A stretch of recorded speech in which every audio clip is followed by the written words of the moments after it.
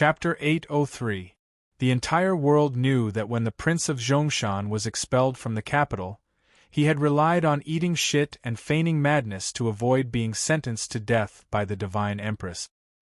He had an abnormally irascible temper and would often kill at the slightest disagreement. In the past, Anhua, no matter how tranquil her Tao heart was, would inevitably feel a little uneasy in front of this mad prince's gaze, but not now. Because at a very close distance, she had felt the Pope's chest as vast as the sea of stars, his warmth like sunlight. The Pope's will had always been with her, like the sacred light, so how could she be afraid? She calmly gazed at the Prince of Zhongshan, clearly not intending to change her story. Since that person is still alive, why did he not come with all of you? The official from the Grand Court of Revision slightly frowned as he looked at her and said, "The murder of a divine general is a major case. Putting aside the fact that he is also a suspect, even if he wanted to testify, he should still be here." When they confirmed that the master of the cinnabar pill was dead, what they wanted the most was the recipe for the cinnabar pill. But now that they had confirmed that the person was not dead, his person was naturally more important than the recipe. And Hua replied, because he had important matters to attend to, he could not come here.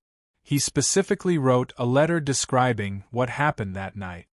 Just when she was prepared to take out the letter, Divine General Qing Tao's stern voice came from the hall. How audacious! To dare use a letter to deceive all the lords present here. You must know that this is a major case, and your Highness has personally come as an imperial envoy. Just who is this person? Does he dare to defy an imperial decree? Anhua's expression did not change as she calmly replied, even if your Highness really did take out an imperial decree, it would be meaningless. As she said this, her gaze fell on the Prince of Zhongshan. The hall burst into an uproar, and then there was laughter. Everyone treated her words as a joke. But the Prince of Zhongshan did not laugh, even though Anhua's words were directed at him, even though he really did carry an imperial decree. There was also one person who did not laugh, Tianhai Chenwen. The assassination in the snowy mountains that night had been a scheme of the capital's imperial palace and the Tang clan. It had fallen into the hands of that young array master, and the person they wanted to find and kill was Chen Chongsheng. This assassination plot was extremely secretive.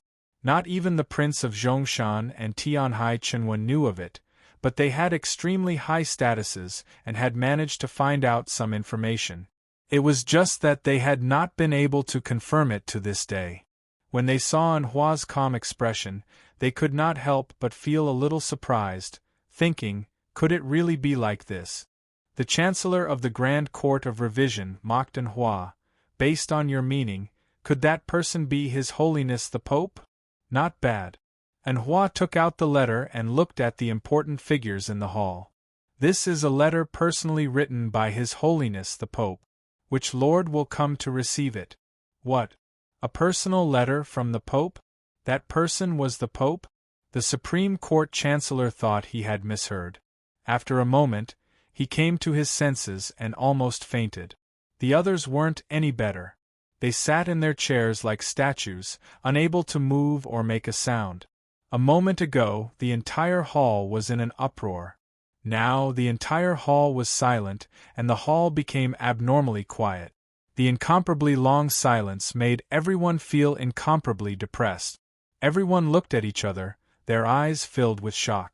After an unknown amount of time, someone finally spoke. Tianhai Chenwen's voice was still very low, but if one listened carefully, they would probably be able to detect a faintly discernible meaning. You're saying that the cinnabar pill was refined by His Holiness the Pope? Anhua replied, correct. Tianhai Chenwen asked no more questions.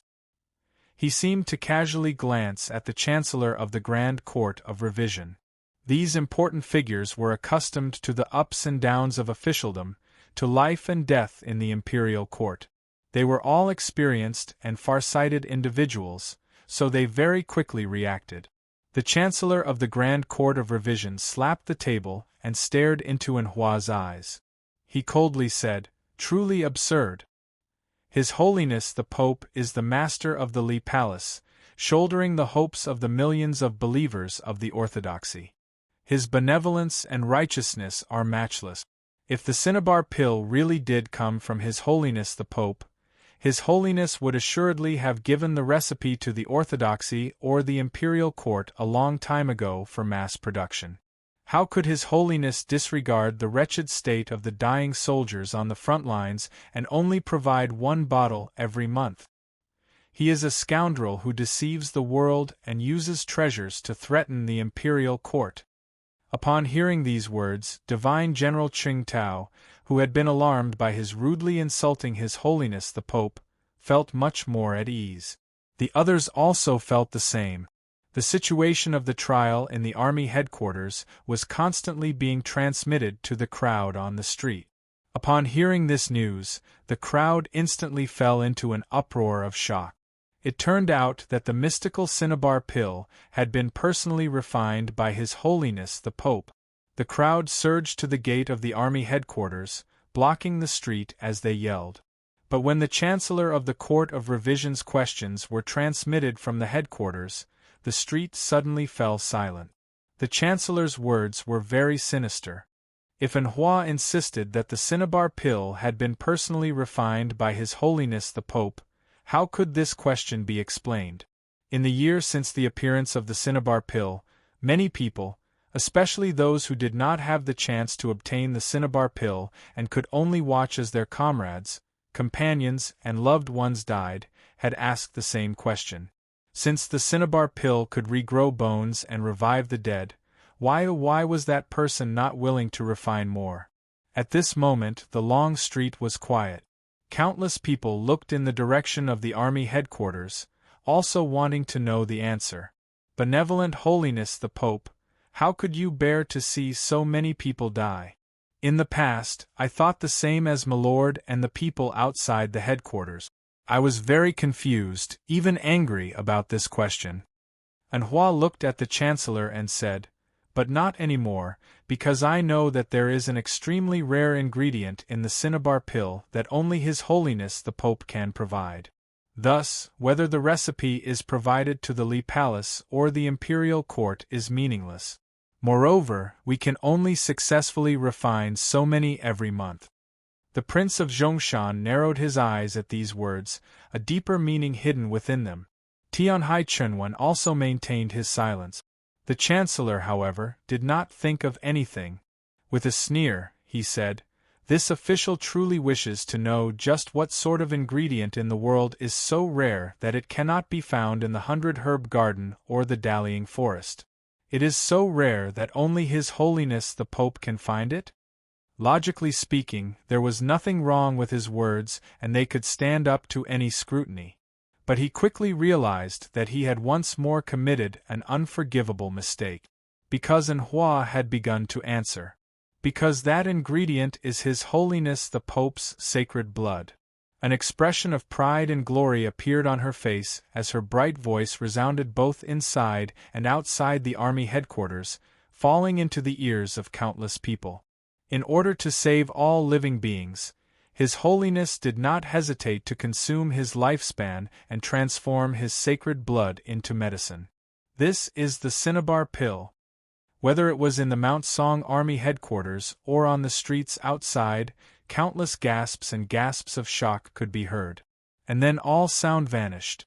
The streets and the army headquarters were quiet. For a very long time, no one spoke. Anhua's gaze flitted across the faces of the Chancellor and the other important figures. She asked, "Now, does everyone else have any questions?" Still no one spoke. The Prince of Zhongshan and Tianhai Chenwen glanced at each other, seeing the shock and wariness in each other's eyes. Chapter 804. The Prince of Zhongshan and Tianhai Chenwen were the two people with the highest status present today, so they knew the most inside information. They had even faintly heard that someone in Gaoyang village had seen a black dragon that night, but for some extremely complicated reasons, they did not believe it. It was only now that they confirmed that the master of the cinnabar pill really was Chen Chongxing. Now that they thought about it, someone had naturally concealed the true circumstances of that night, or perhaps misled them. In the entire world, who could simultaneously deceive the princes of the Chun clan and the Tianhai clan? It was naturally the venerable master of the Taoist, Shang Xingzhou, residing deep in the palace. As it turned out, Shang Xingzhou had set up a killing trap for his student that night. Zhu Yi, Ning Shiwei, and the others were just blades, just a few pitiful blades of grass by a surging flood. But probably not even Shang Xingzhou had expected that his good student had not died. Since Chen Chongqing had not died, many people would die. Even if Zhu Yi, Ning Shiwei, and the others were already dead, they would probably die again, let alone those who were still alive. The official from the Grand Court of Revision had an extremely nasty expression. He walked up to Anhua and took the letter with both hands, his voice trembling as he asked, "Does Your Holiness the Pope have any orders?" Anhua replied, "In the letter, His Holiness the Pope says that Zhu Yi, Ning Shiwei, and the others are conspirators. The specific crimes are to be dealt with by the imperial court."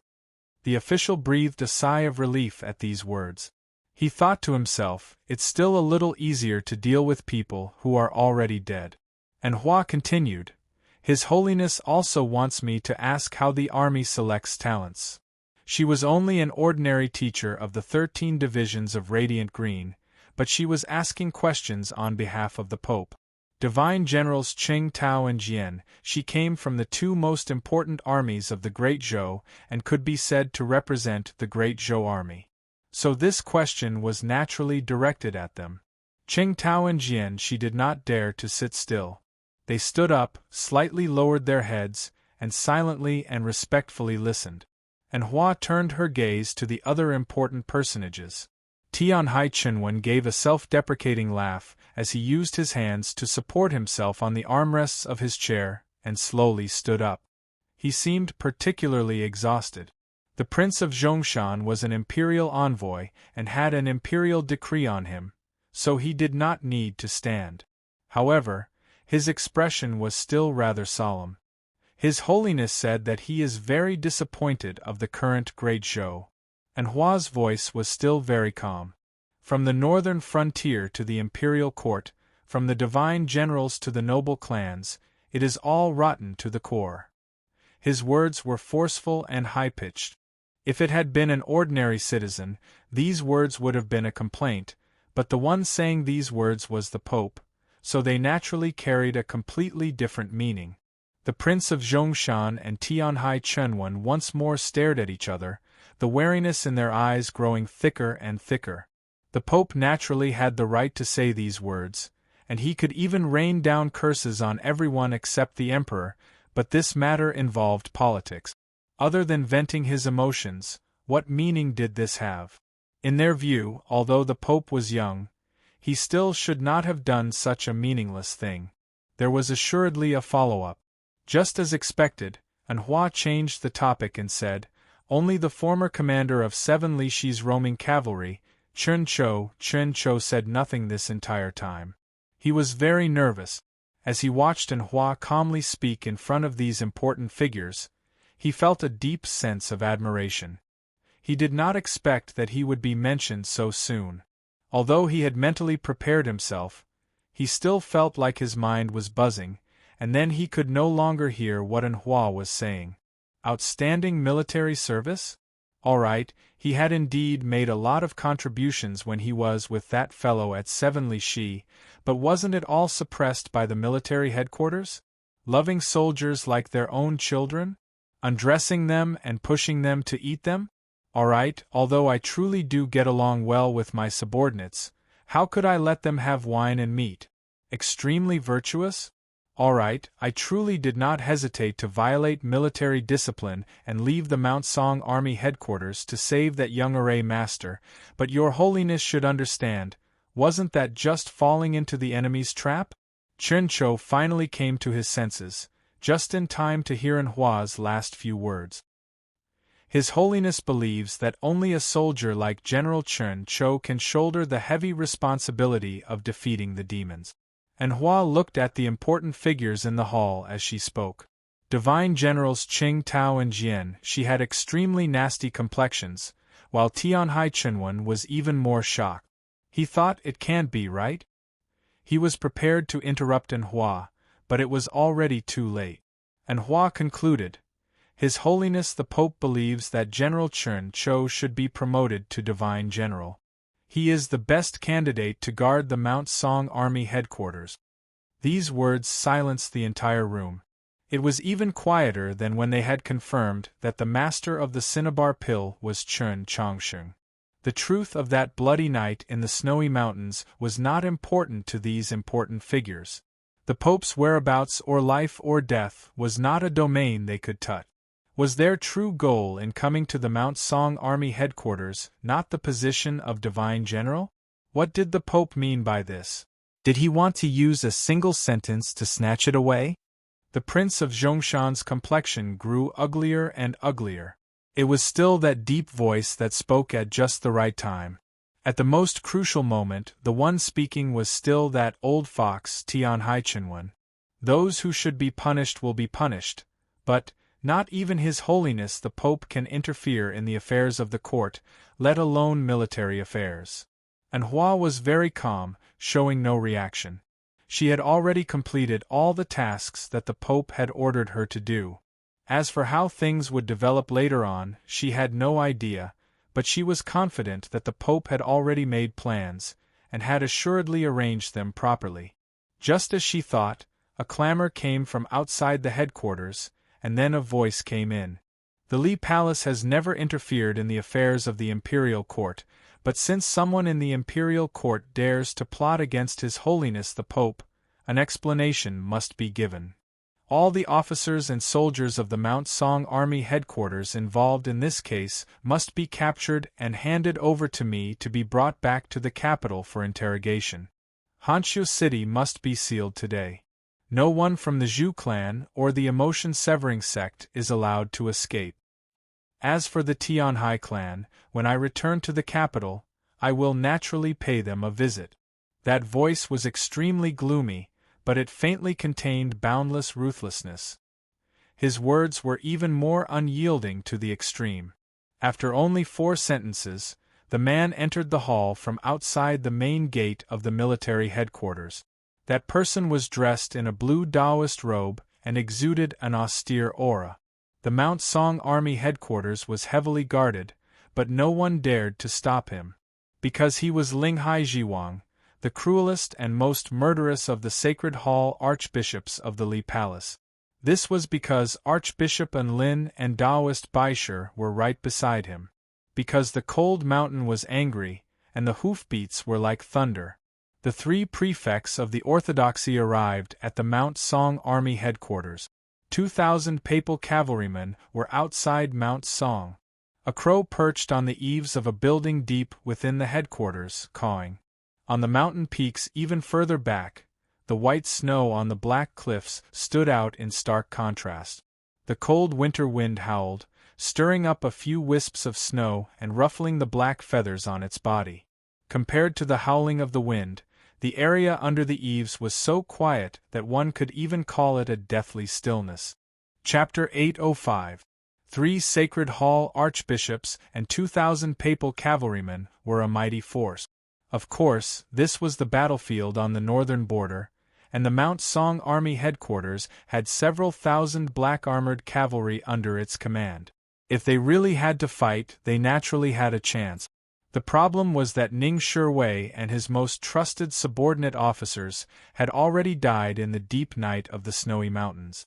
The position of Divine General of the Mount Song Army headquarters was empty, and the several thousand black-armored cavalry and even more ordinary soldiers were all in a state of panic.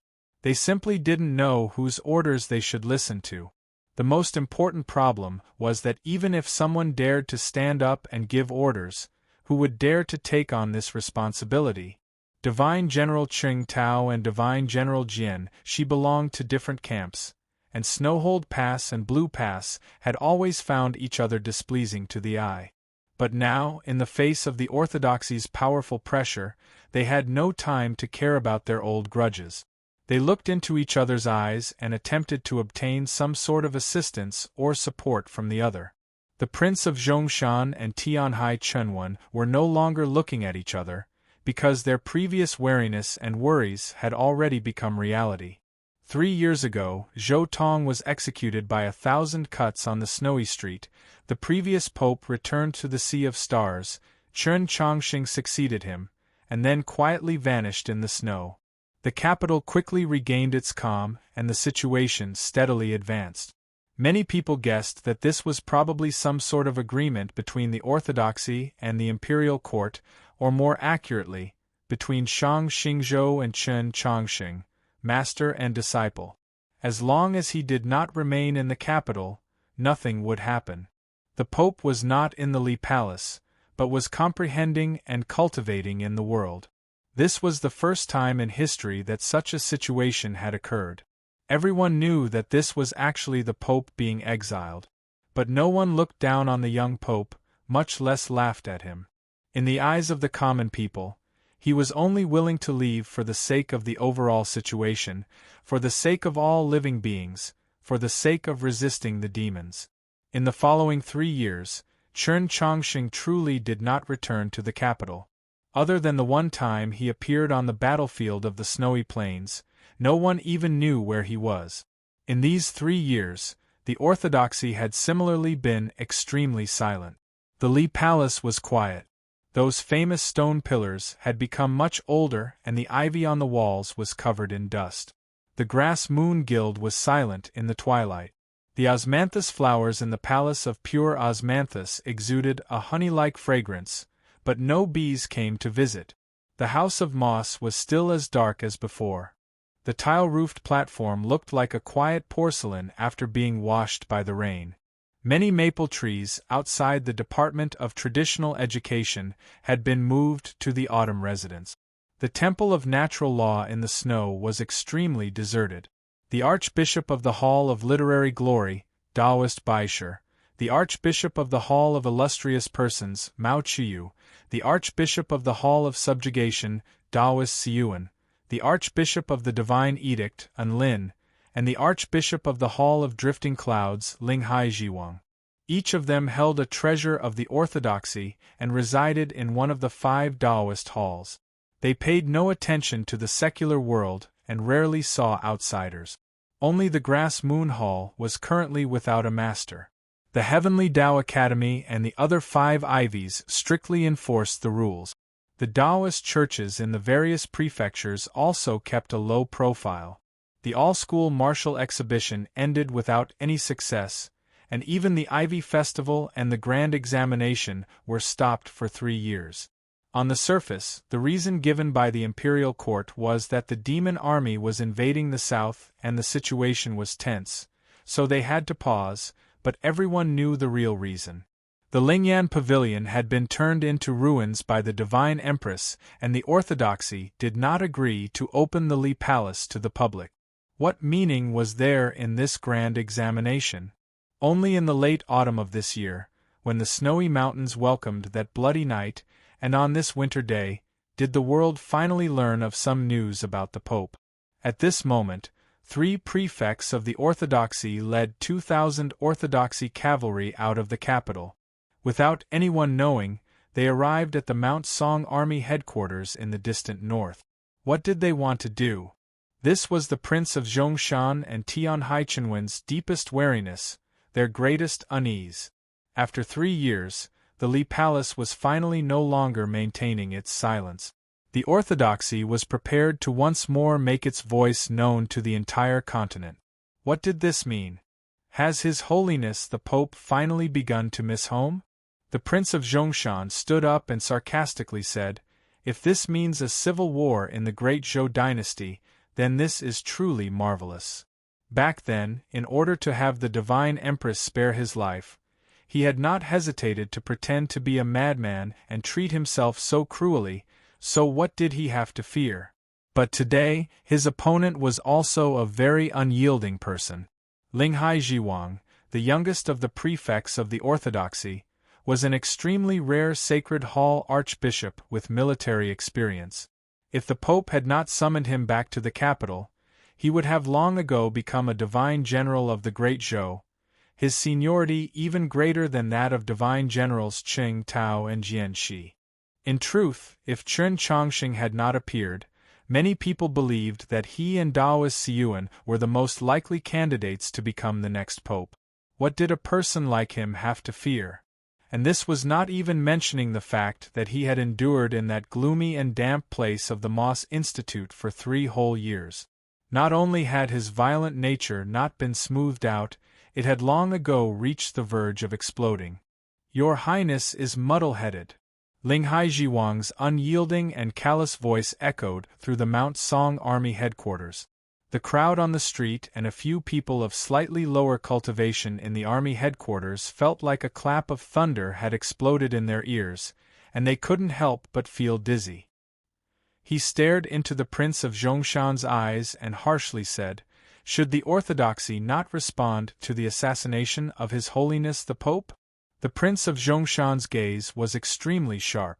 "Secretly mobilizing the orthodoxy cavalry to the northern border is your response?" "Correct." Linghai Jiwang raised his chin and proudly said, "Because I want to investigate this case." The assassination of the Pope was naturally a massive case, but how was this case to be investigated? It was the 4 sentences he had said before entering the Mount Song Army headquarters. The Tianhai clan would hand over the person. Not a single person from the Zhu clan or the emotion-severing sect would be able to escape. All the officers and soldiers of the Mount Song Army headquarters would be captured and brought back to the capital for the Li Palace to interrogate. The imperial court would have to give a clear explanation. If they really did as Linghai Jiwang demanded, the great Zhou would assuredly be thrown into turmoil. The Prince of Zhongshan remained unmoved. He impassively asked, "And if I agree to your 4 conditions?" The matter of the snowy mountains had nothing to do with him. Although he had once thought about seizing the cinnabar pill, he had not had the time to act. That is what the imperial court should do. Linghai Jiwang had no intention of backing down because of his words. He harshly said, "But before the Li Palace can clearly investigate this case, no one can think about becoming the commanding general of the Mount Song Army headquarters, because it might affect our investigation." Tianhai Chenwen sighed and asked, "Unless His Holiness the Pope designates this person to do it?" He was naturally speaking of Chen Chou. The Prince of Zhongshan's complexion turned even nastier. Truly preposterous. Linghai Jiwang's face was expressionless, cold and detached, just like his voice. The cinnabar pill is His Holiness the Pope's pity for all living beings. There are people in the court who are so daring as to scheme for this treasure and even plot to harm His Holiness. Do you really think that you won't have to pay a single price? And even if you agree to these 4 conditions, what use is there? Would the Prince of Xiang dare to agree? I am currently trying to save up manuscripts. Once I reach 20,000 characters, I will write as many as I can every day. When the time comes, I should be able to write a little more. Chapter 806. Zhu Yi, Ning Shiwei, and Tianhai Zhani had all died in the snowy mountains that night. In truth, no one knew what they had done, so it was probably impossible to use this to implicate those figures in the capital. However, what they wanted to do was no secret. Anyone could see that the orthodoxy's demand that the imperial court pay a corresponding price was very reasonable. His Majesty is merciful, but my temper has always been bad. If you don't agree to my request, then this case will continue to be investigated. Linghai Jiwang took a step forward and stared into the Prince of Zhongshan's eyes. Your Highness, it would be best if you carefully consider whether you can bear the burden. The Prince of Zhongshan's face was frosty, but he said nothing. He was keenly aware that no matter how long the Pope's assassination was investigated, it would be impossible to find the Prince of Xiang. However, the Zhu clan that had lost the protection of an expert of the divine domain might very well be exterminated. Putting aside the 1,000-year friendship between the Chen imperial clan and the Zhu clan, just the promise made to Zhu Luo was something that neither the Prince of Xiang nor he could allow to happen. Tianhai Chunwan also maintained his silence. The crime of assassinating the Pope was far too great. If Tianhai Zhani was stained with this crime, it would be difficult to wash his name clean. The current Tianhai clan was no longer the Tianhai clan of the past. If the Li Palace really did come with a thunderous momentum, the Tianhai clan truly would not be able to hold out. Actually, investigating the case this way was very unreasonable. The people involved were all dead. Other than Chen Chongsheng's letter and these two people, there was no other evidence. For the orthodoxy to meddle in the affairs of the court and want to arrange the position of divine general of the Mount Song army was also very much against the rules, but the orthodoxy had done it without the slightest concealment. Who asked that person to be the pope?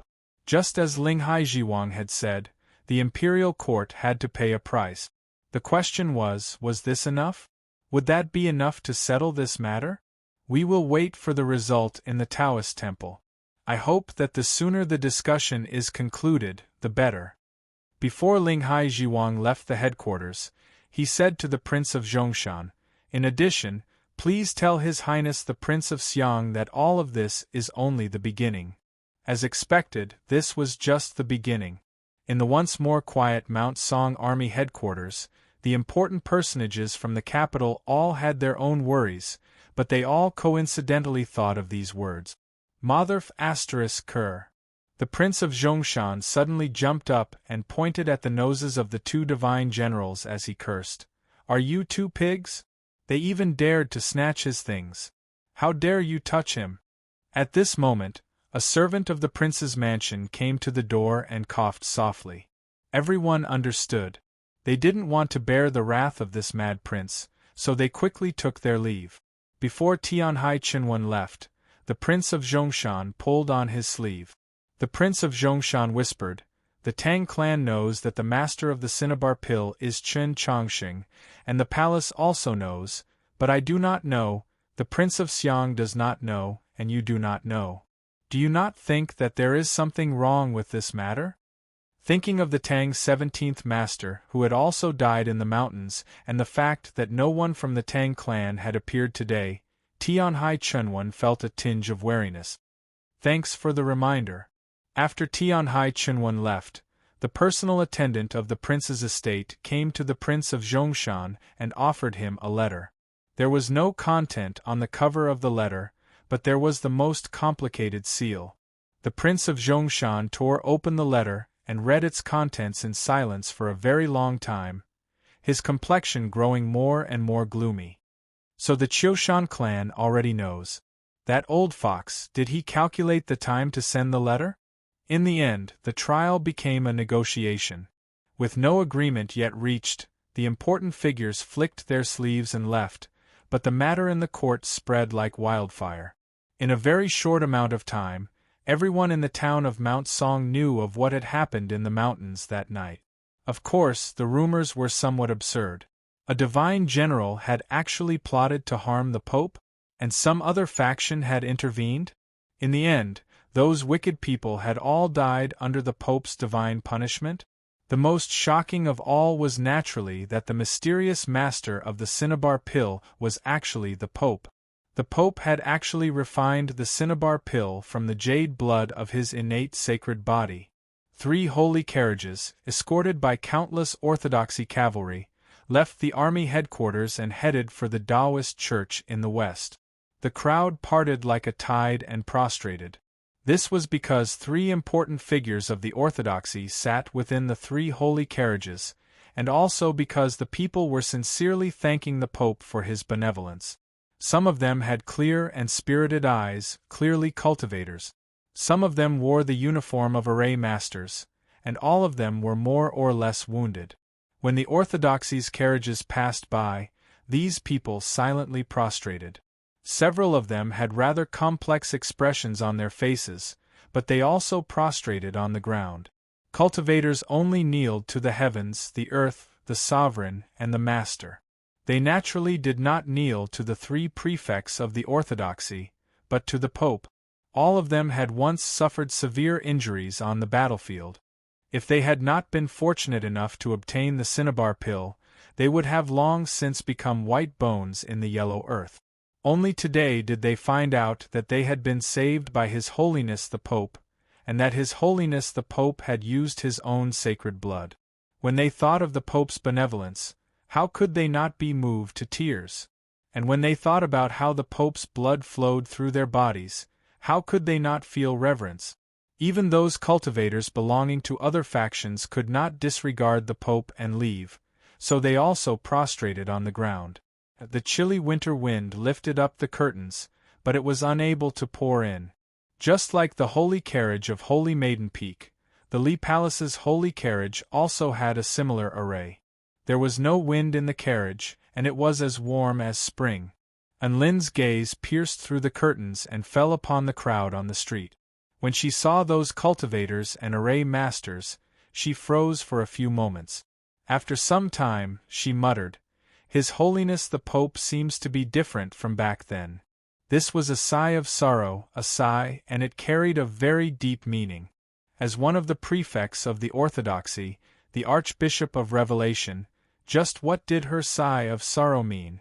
And Hua sat at her side and heard these words loud and clear. She very quickly understood what Chen Qianqian meant.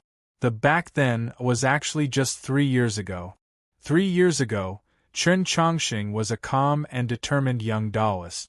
But today's struggle for the position of Divine General of the Mount Song Army Headquarters and the countless gazes of admiration drawn by the cinnabar pill all seemed to indicate that his view of the world and his way of handling it had undergone many changes.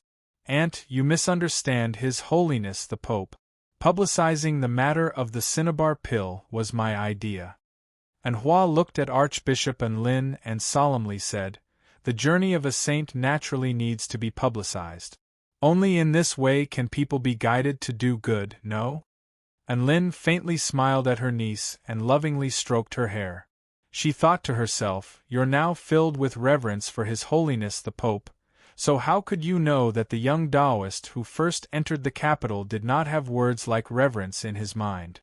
Chapter 807. Do you know just how dangerous your actions today are?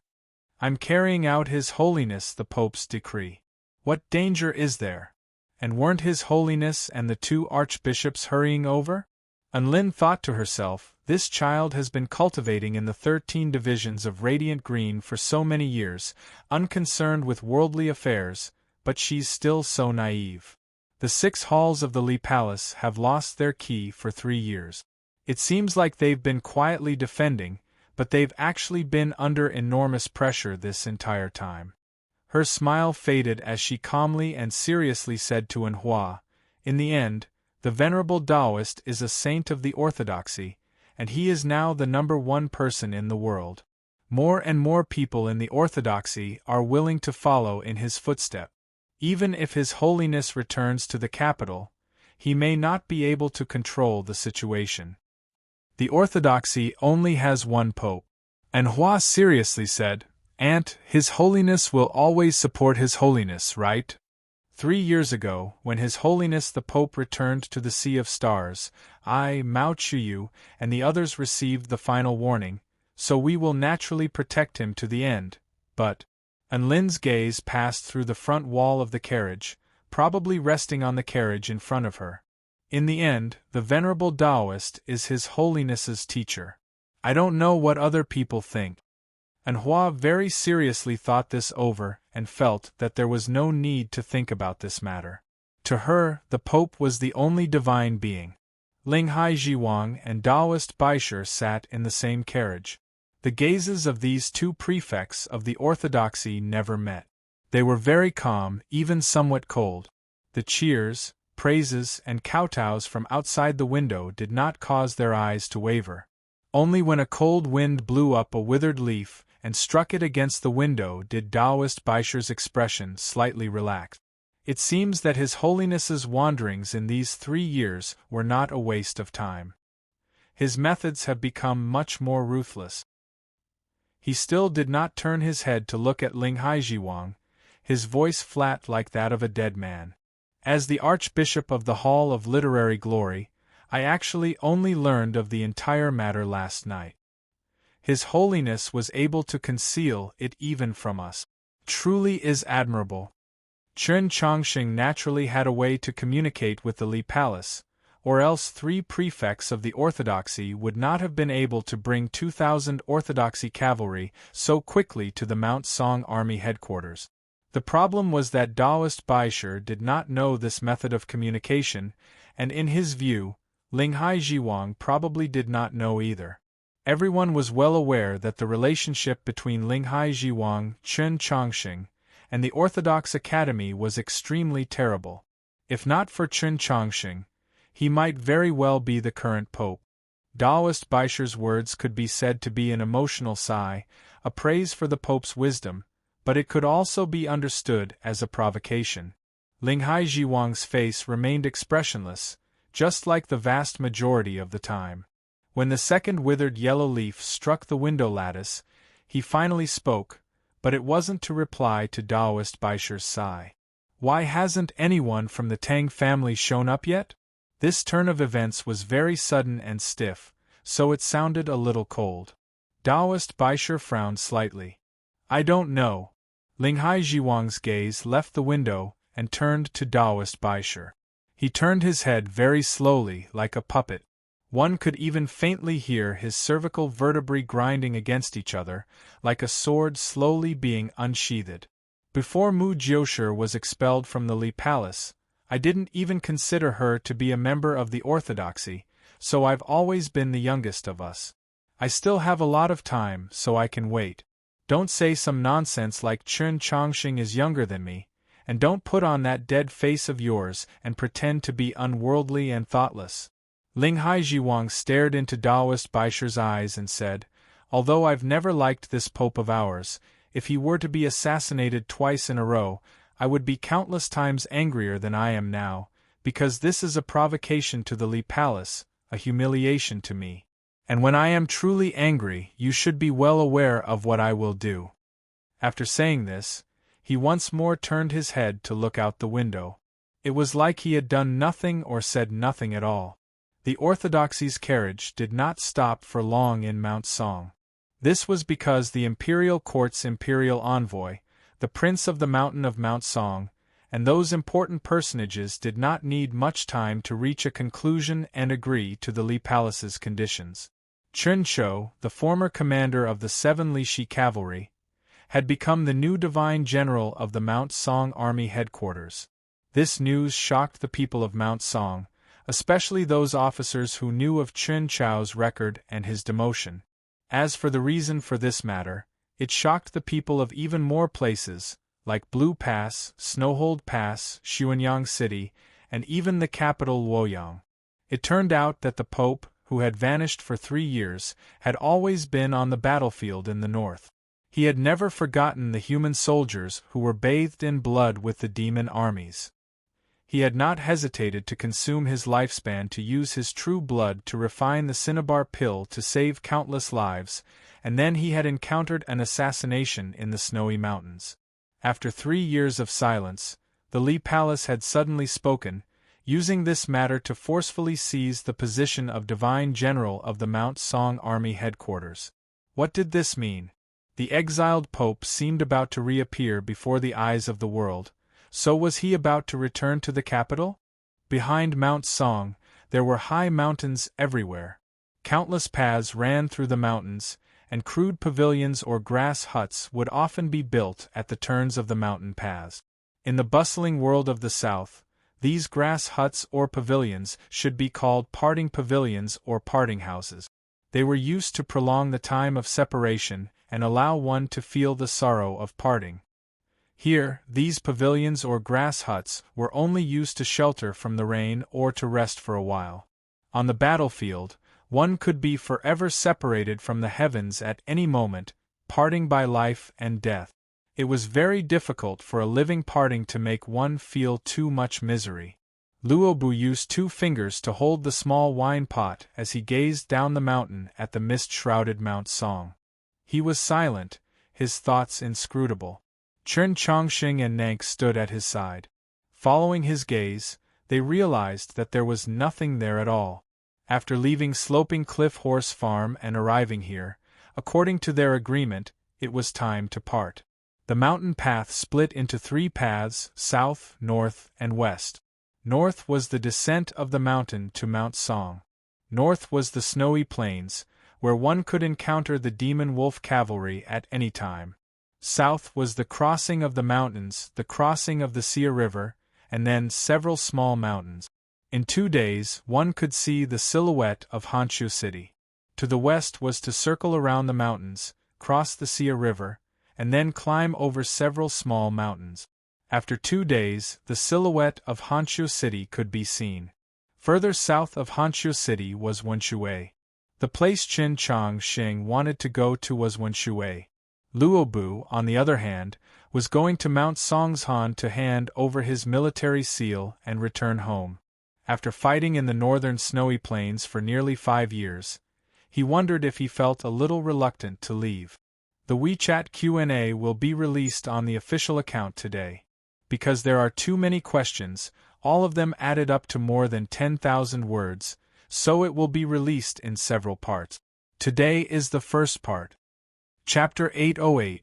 A mouthful of strong wine entered his throat, but Luobu's expression remained indifferent. Qin Changxing, on the other hand, felt a little reluctance to part with him. "Then we're leaving?" he said to Luobu. Luobu picked up the small pot of wine and shook it, indicating that he understood, but he said nothing. Qin Changxing was rather unhappy. He thought, even if you don't want to speak in order to maintain your demeanor, shouldn't you at least let me drink a mouthful of wine before parting? In truth, he had been feeling rather strange these past few days.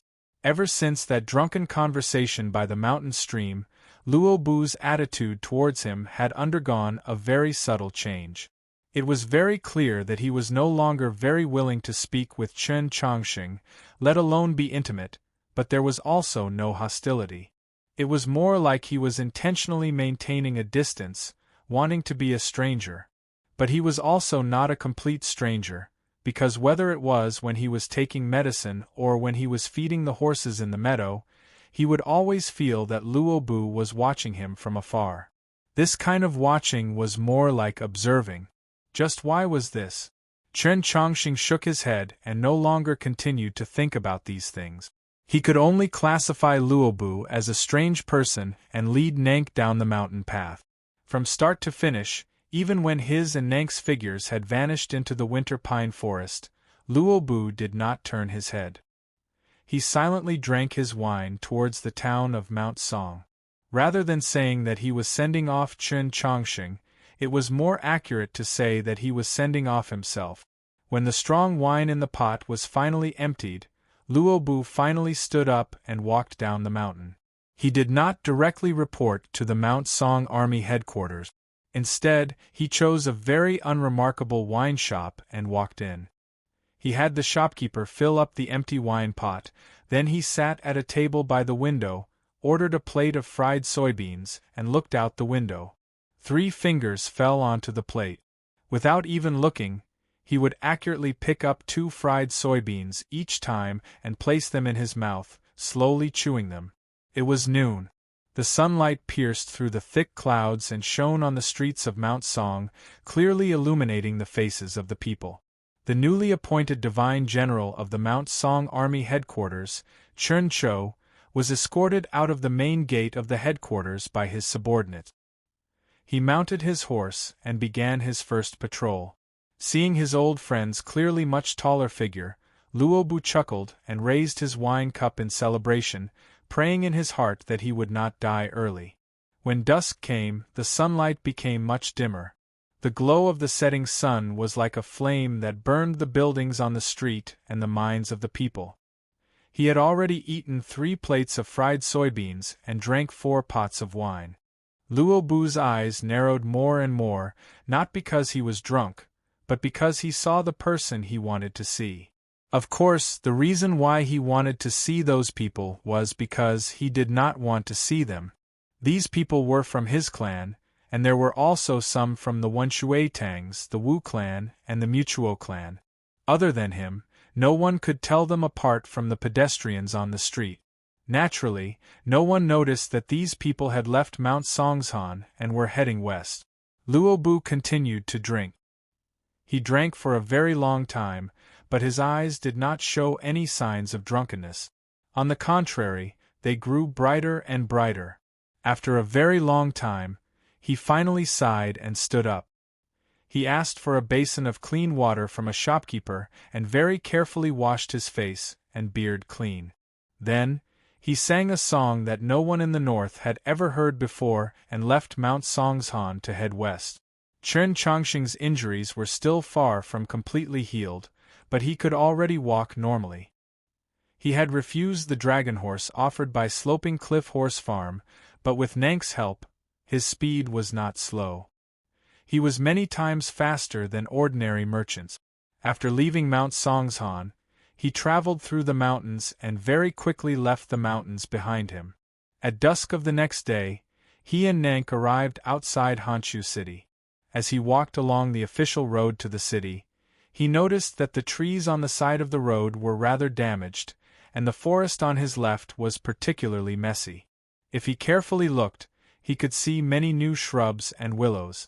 It was obvious that they had suffered some extremely bitter damage several years ago.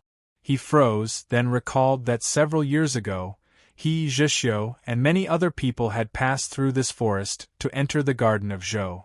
At the time, a rainbow had descended from the south, tens of thousands of li away. The entrance to the Garden of Zhou had been in that seemingly real and illusory courtyard behind the forest. At the moment, the entrance to the Garden of Zhou was on his wrist, that black stone. And the key to the Garden of Zhou was no longer at the peak of the Mount Li Sword sect. It had already become his spiritual sense. He thought of many scenes from several years ago. At that time, Zhu Luo had sat in the pavilion, his long fur shawl over his shoulders, exuding an ancient aura, proud and aloof beyond compare. No one dared to approach him. At that time, Mei Lisha had sat in the carriage, silent and indifferent, not saying a single word. He was like an old plum blossom, possessing his own aura. Mei Lisha and Zhu Luo were both dead, but many of those people were still alive. Chen Chongqing turned to glance at Nank. It was in the Garden of Zhou that he had first met Nank. At the time, Nank was an indifferent and callous demon princess. Under Black Robe's orders, she had stirred up internal strife among the human cultivators in the Garden of Zhou. At the same time, she had sought opportunities to kill Su Yorong, Zhishio, and Qi Jian. She was his most frightening enemy. The current her was just a silly, ignorant little girl. She only knew to follow him, protect him, and wait for him. I don't know if you'll still remember these days after you wake up, he sighed as he looked at Nank. Nank's hand grabbed a corner of his sleeve, her eyes still lifeless. She stared at Honshu City in front of them, completely unaware of what he was saying. It was very obvious that she had already completely forgotten her experiences in the Garden of Zhou. Seeing her like this, Chen Chongqing could not help but sigh. On that night in the snowy mountains, she had risked her soul to save his life, so he naturally had to keep his promise. But even now, he did not know if he could cure her. And just as he had sighed with emotion, if he really did cure her, and she still remembered these days after she woke up, would she kill him? The closer they got to Honshu City, the denser the forest on either side of the road, the more willow trees there were. This was a very good indication of the qi of the city. Yes, every city had its own unique qi. The capital's qi came from the green of the mausoleum of books, Luoyang's qi came from the city walls, and Honshu City's qi came from the willow trees. In the past, Zhu Luo had loved willow trees, so there was a myriad willow garden outside Honshu City, and 10,000 willow trees were also planted in the city. Now, Zhu Luo had long since become a fragment of the star beneath the mausoleum of books, vanishing like smoke, but Honshu City was still the same as it had been in the past, bearing many of his marks. From a certain perspective, Honshu City was surnamed Zhu. The Zhu clan and the emotion-severing sect possessed supreme statuses and unimaginable strength in this city. But Chen Chongqing was not worried about encountering anything here, because there was probably no one who knew of his whereabouts. More importantly, Zhu Yi was already dead, so the Zhu clan did not have any extraordinary figures. As expected, his and Nank's entry into Honshu City went very smoothly. The soldiers at the city gate and those disciples wearing the sword robes of the emotion-severing sect had clearly not yet shaken off the shock of their clan head's death. They appeared particularly vigilant, but in reality, their eyes were filled with confusion and unease about the future. Chapter 809. The Willow Lodge was the best inn in Honshu City. It was adjacent to the most beautiful lake in the city and surrounded by a forest of ancient willows. It was the most tranquil in the spring and summer, but in the middle of winter, when the lake was frozen and the ancient willows were leafless, standing by the window and gazing at the scenery by the starlight would inevitably make one feel rather somber and miserable. In the darkness, Honshu City was extremely tranquil, devoid of any noise. It could even easily make one think of a graveyard. Wangpo was still in the south, and had not returned to Tianliang County, but it seemed like the Zhu clan was about to wither until it was digested. Many changes in the world would come so suddenly that one would be caught unprepared. Nank's voice roused him from his thoughts. He turned and sat down on the bed. Nank took off his shoes and socks and then placed his feet in the basin. She lowered her head and began to carefully scrub them. The temperature of the hot water in the basin was just right. It was not hot, nor would it feel cold after a while. She had presumably just personally tested it, just like on those nights at Sloping Cliff Horse Farm. In the days when Chern Chongqing was unconscious and unable to move after waking up, Nank had been responsible for feeding him and cleaning his body. He had tried many times to refuse, but he had been unable to convince her, just like tonight. My injuries are almost completely healed. In the future, can I do these things myself? Not good. Nank did not even raise her head. She could not remember anything, only that Chern Chongqing was the most important person to her. Then she should properly take care of him, ensure that he lived a healthy life and recovered as quickly as possible. Chern Chongqing thought it over, then very honestly said, "I'm not sure if I can cure your illness." "But only you can cure it, right?" Nank raised her head and stared into his eyes as she spoke. Because her soul had left her body, the distance between her eyes no longer widened, but her eyes still seemed rather lifeless. When she focused so intently on something or someone, it was actually rather frightening. But Chern Chongqing was already used to it. After washing up, Nank very naturally untied her luggage and laid out the bedding on the floor. However, she did not go to sleep. Instead, she very naturally took off her clothes and sat in front of Chern Chongqing. On those nights before leaving Sloping Cliff Horse Farm, Chern Chongqing had begun to treat her illness. Even though she was now an imbecile girl, Nank could still vaguely sense that being naked in front of a man was not a good thing. But now she was used to it. Chern Chongqing's finger brushed past the stone bead. His divine sense entered the garden and he took out his short sword. Then, he took out a golden needle from the vault sheath. True essence was poured in, and the tip of the golden needle began to tremble slightly.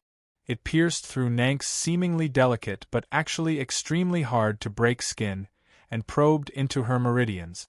In these past few years, he had cured Luolua's illness, cured Xianyuan Po's injuries, and had also treated Jishio for a very long time. His ability to observe down to the smallest detail through the golden needles was much stronger than when he had first arrived in the capital, but he still did not have the confidence to cure Nank's illness. Because Nank was not a demi-human, but a demon.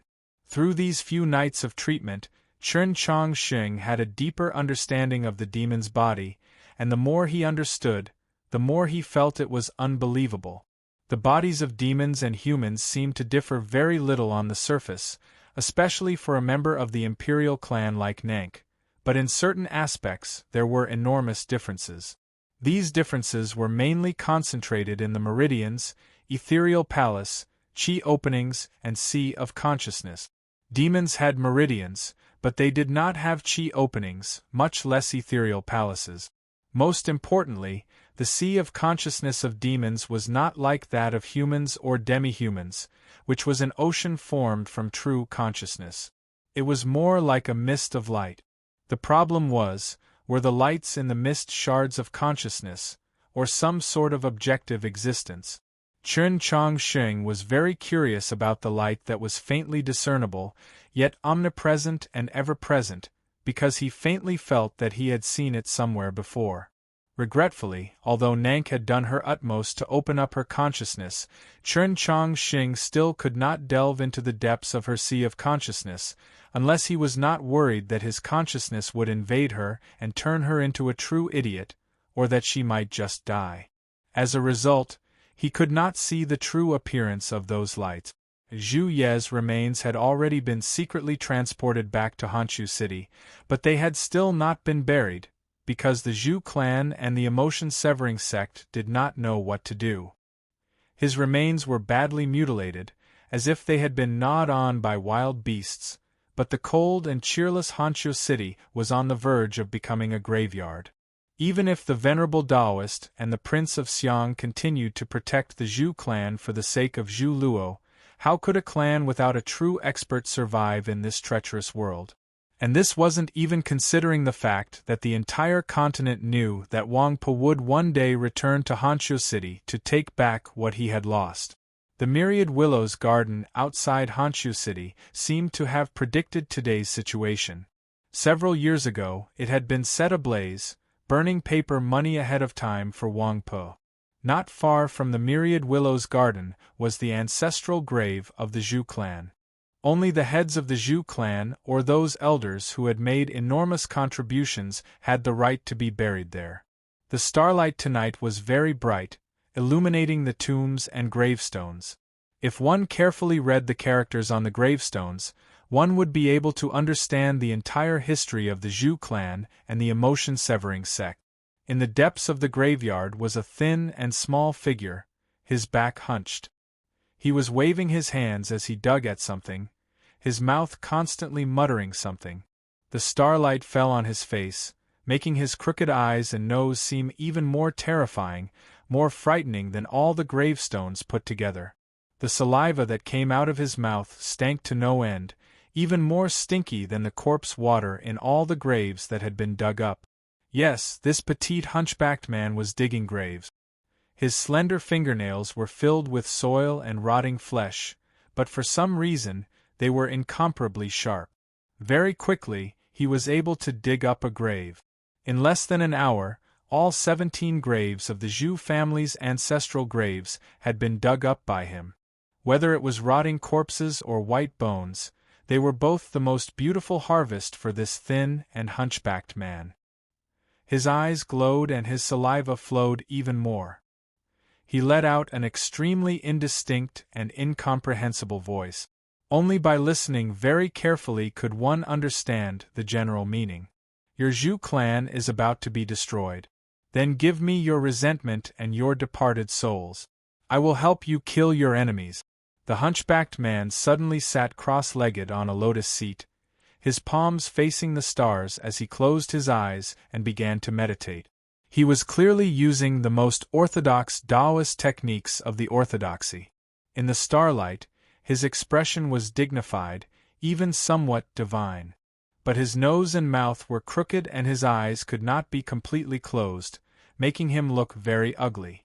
The most orthodox divine techniques of the orthodoxy, the most beautiful starlight, and the ugly hunchbacked man. This stark contrast was somewhat comical and absurd, but for some reason it was also terrifying. Chapter 8:10. In the abandoned myriad willow garden, countless auras appeared among the tombs. This chi was very faint, but it carried a bone-piercing chill. It was different from the chi of the demon experts, different from the black frost dragons, seeming even more sinister and foul.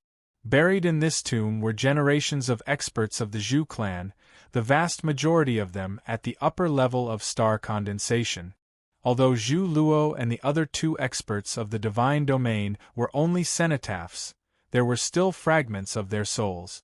As for that sinister and filthy feeling, it came from the corpse poison on the rotting bones. The starlight seemed to dim at this moment. The aura gradually gathered towards the hunchbacked dwarf and was drawn into a jade bottle in front of him by the divine power he released. Not even the Lee Palace had any relevant records of using the most orthodox of divine techniques to collect the filthiest shattering corpse poison. This was because this method was far too ancient.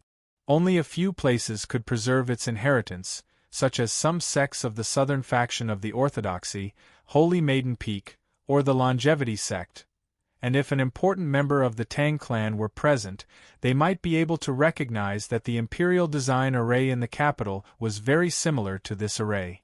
With the passage of time, the energy in the tomb became fainter and fainter, all of it entering the small jade bottle. The hunchbacked dwarf opened his eyes and looked at the small jade bottle in front of him. His eyes were filled with greed and excitement. He carefully brought the small jade bottle to his nose and sniffed it. There was clearly no smell, but his face revealed an intoxicated expression. The small jade bottle was half filled with liquid. It was clear and transparent like water, but it was relatively viscous, more like some kind of honeydew. The fish sauce and rosin were the dew of death, and so was the liquid in the bottle. This was the dew of the Yellow Springs. The night deepened and the starlight brightened once more.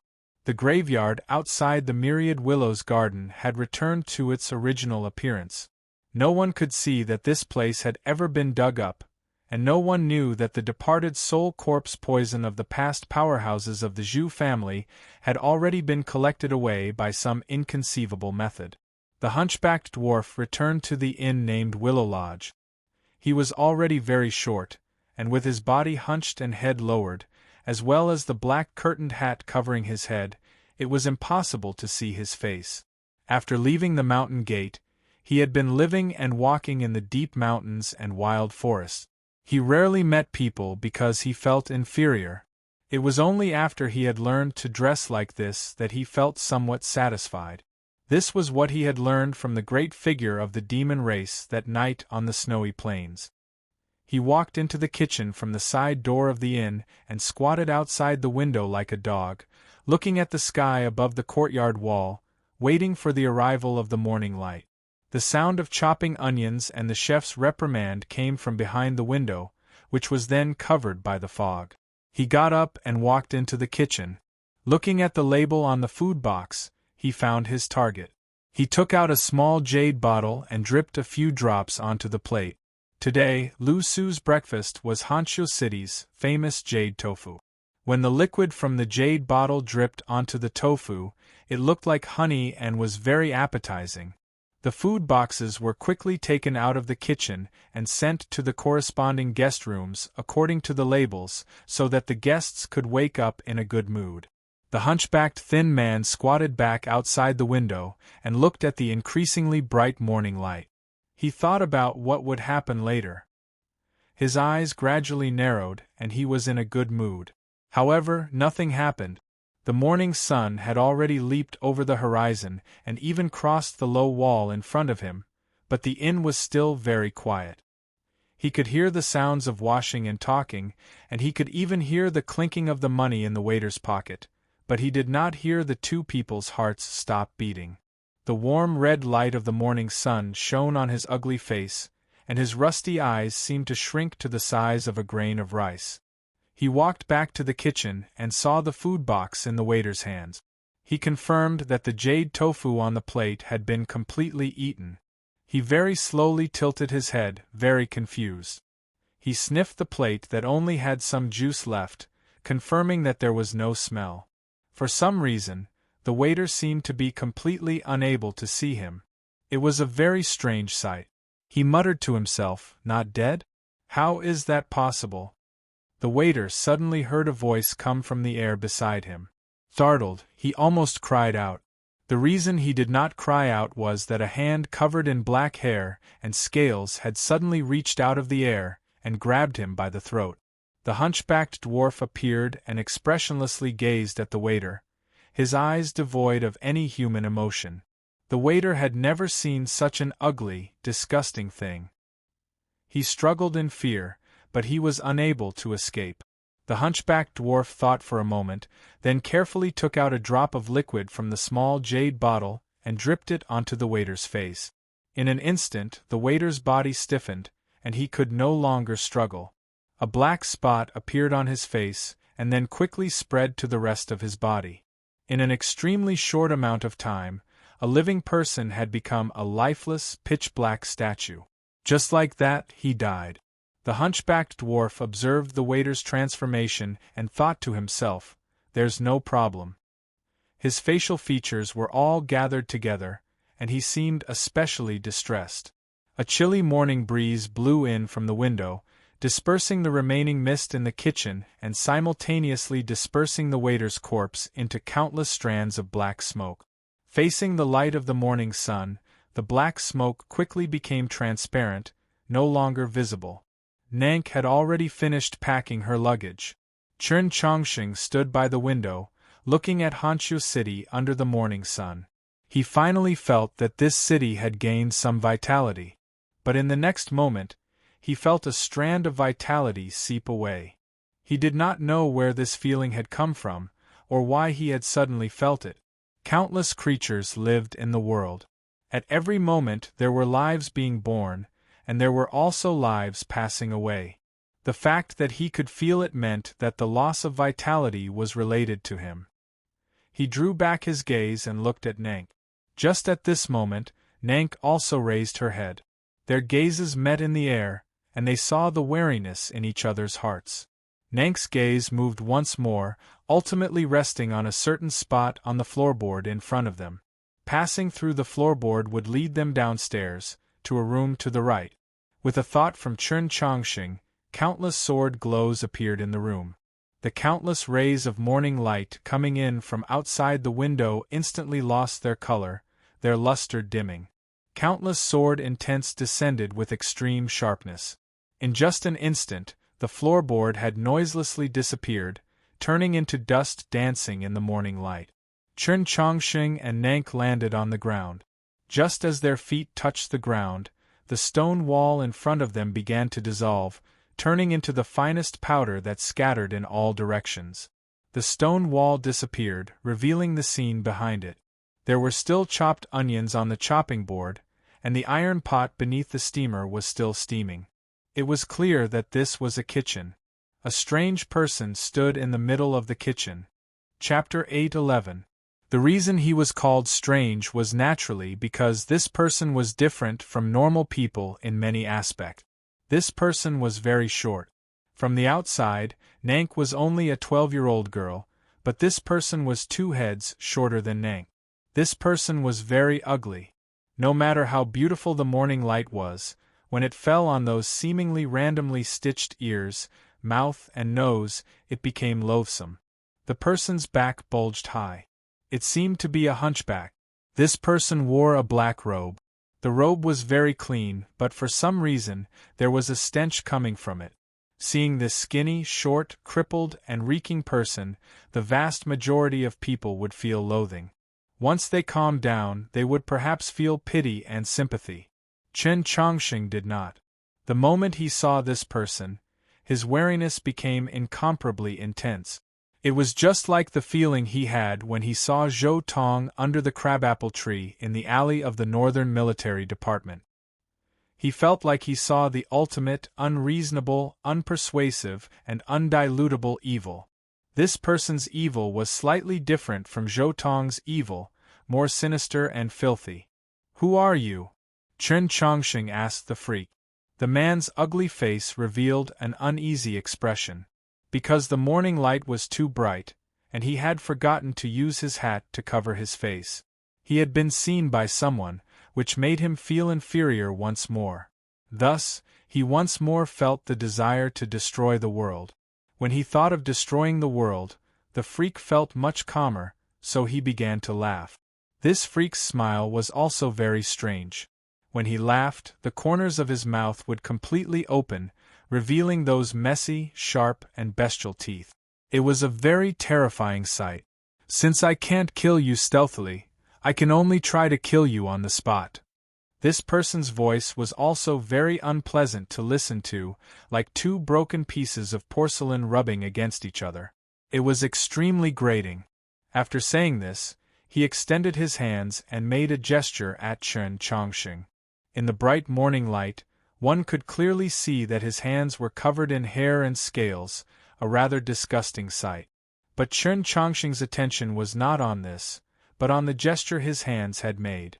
In reality, he had never seen such a gesture, but he was well read in the Taoist canon and had once seen a similar scene in a very ancient Taoist scripture.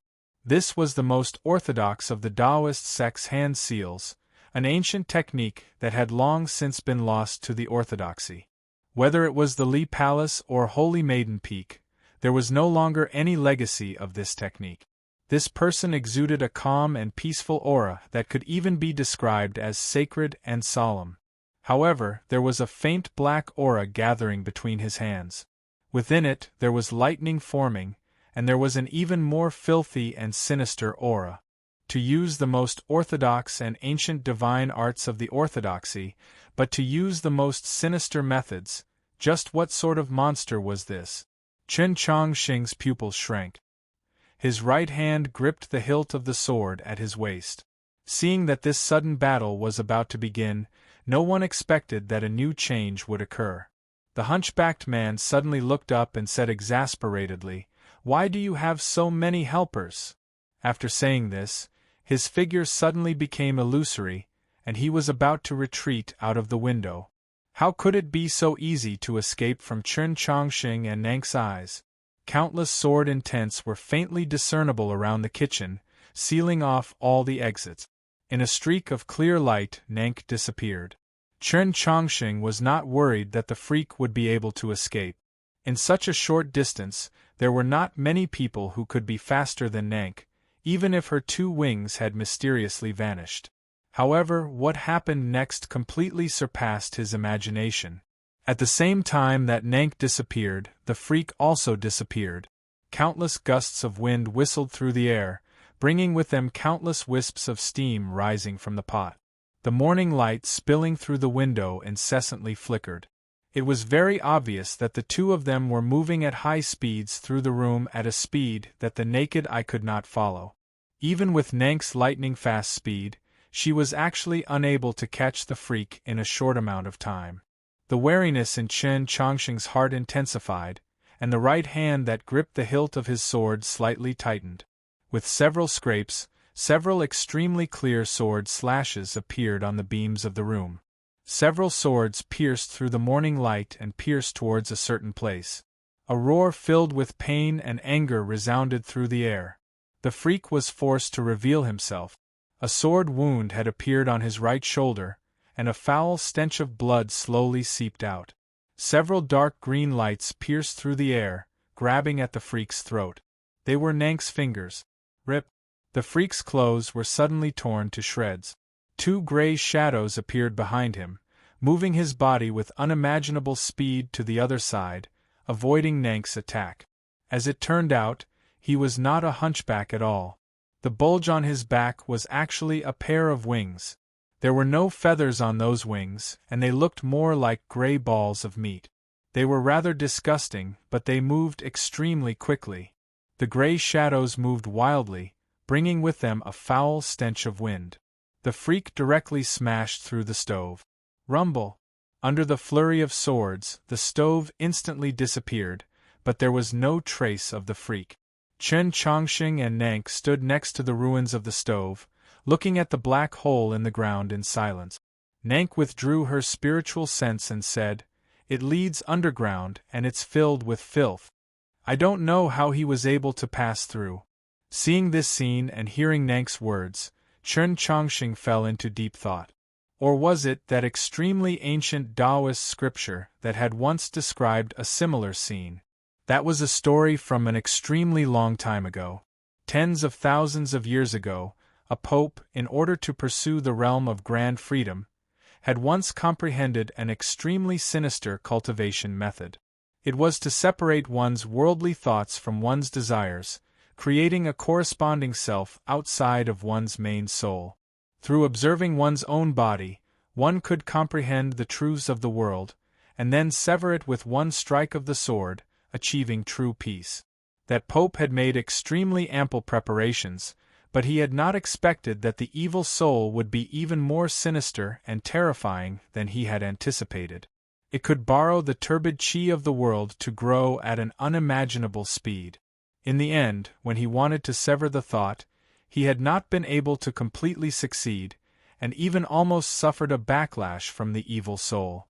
He had no other choice. At the final moment before his soul was completely polluted, he could only borrow the wills of the 12 sages from the Great Hall of Light to forcefully exterminate himself and the evil soul. Just like that Pope of vast knowledge and incomparably profound cultivation died. This Taoist technique, known as corpse severing, naturally became a forbidden technique of the orthodoxy, gradually vanishing into the long river of history. Who could have expected that this Taoist technique would reappear before his eyes today? Before that Pope left, he had said to the archbishops of the Li Palace that if the corpse severing was not successful, the Yellow Springs would appear. Could this monster be the Yellow Springs? At 8 o'clock in the evening, there's another chapter. Yes, after half a year, there are finally 2 chapters, even though there aren't many words. Shake hands. I wish everyone a happy weekend. Chapter 8:12. The 3,000 scriptures of the Taoist canon only contained records of that period of history, but no concrete explanation of that Taoist technique. Chen Chongqing could not confirm whether or not that monster was the legendary Yellow Springs. He wrote 2 letters, one to the Li Palace in the capital and the other to Holy Maiden Peak in the south, hoping to obtain more information from these 2 places. That monster had clearly come to kill him, but he didn't know what it had done, or perhaps it hadn't had the time to do anything. Putting aside the mysterious origins of that monster, Chen Chongqing had already mentally prepared himself for this matter. The words that Linghai Jiwang had asked the Prince of Zhongshan to pass on to the Prince of Xiang in the Mount Song Army headquarters were the stance that he wanted the orthodoxy to express to the entire continent. He was keenly aware that this was also the situation that he would soon face. This was only the beginning. It was just like when Suli was heavily injured on the snowy plains of the Land of Demons and encountered something similar on his journey south. He was now the Pope, but the number of people that wanted to kill him was no less than the number that wanted to kill Suli. It was obvious that someone already knew that he was in Honshu City. But he was confident that the Zhu clan would not act. Just as expected, when he and Nank left the Willow Lodge and headed for the southern gate of Honshu City, they sensed several spying gazes, but no one appeared. Then, in front of a perfume shop, he met an unexpected person. This person was dressed like a scholar, his handsome face brimming with an unconcealable arrogance, as well as a hint of inexplicable joy. He was called Bi Tianxin. He was dressed like a scholar because his father would often appear like this in front of the common people. His father was Bi Yanghong and his mother was Wuqiong Bai.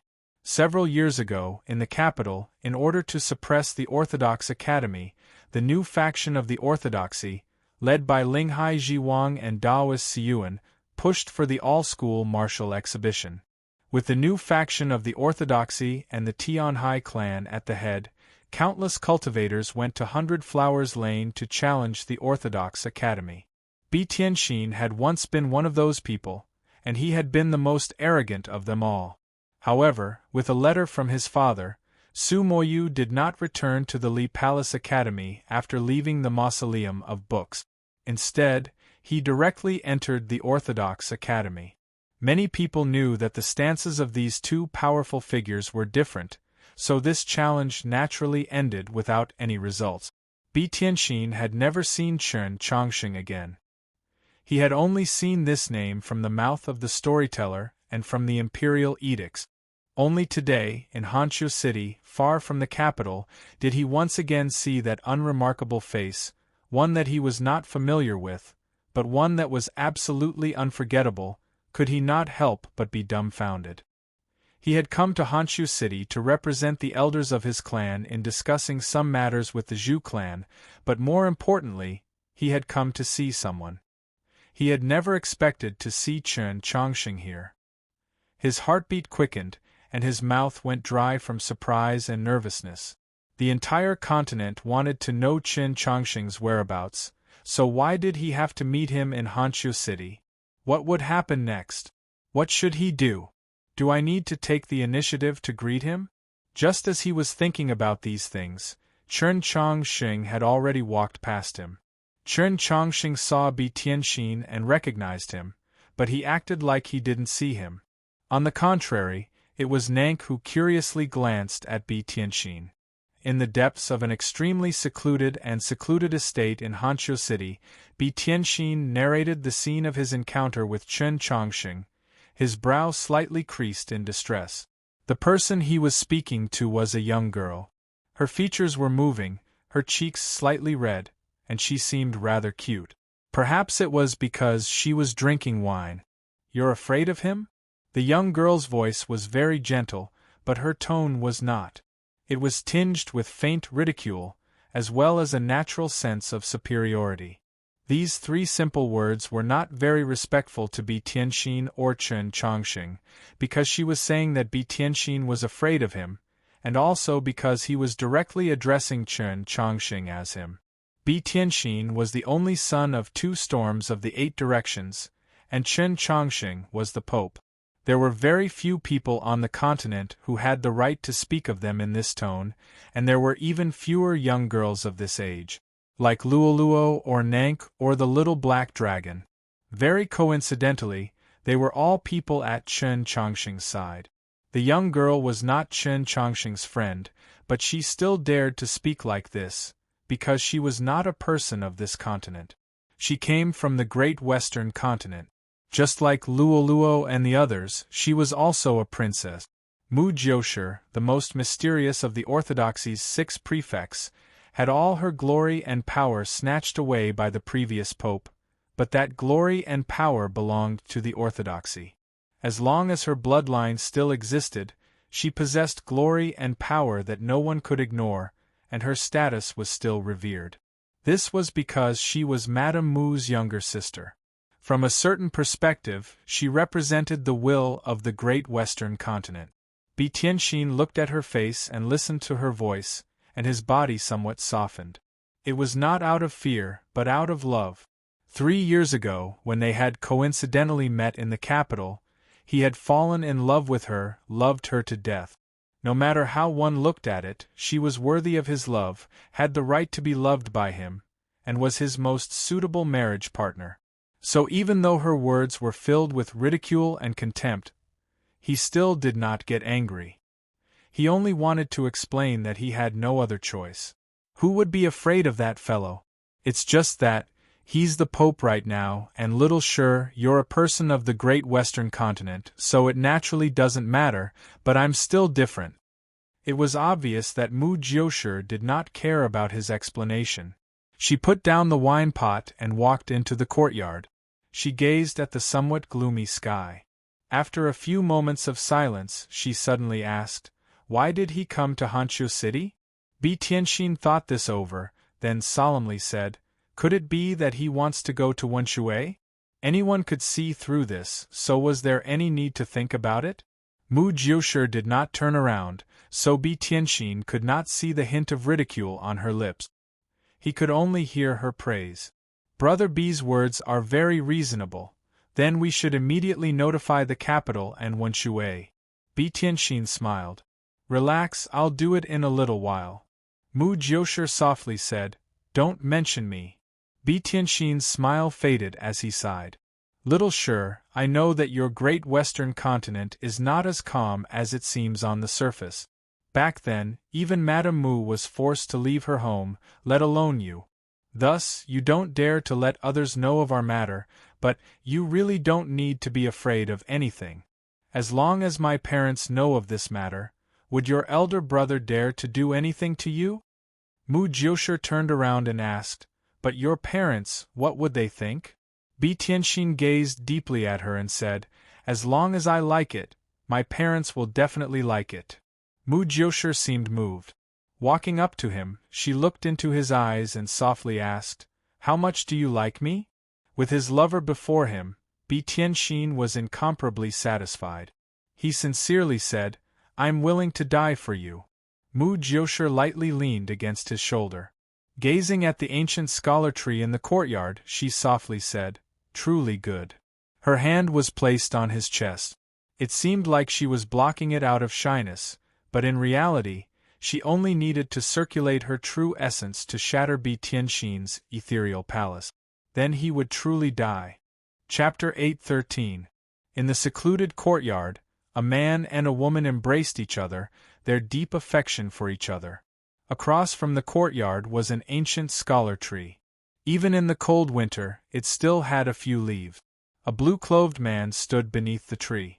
The blue-clothed man wore a copper mask, making him look just like a ghost. Mu Jiushi's head rested on Bi Tianxin's shoulder as she calmly gazed at the blue-clothed man. This was truly a very strange sight. Bi Tianxin sensed nothing.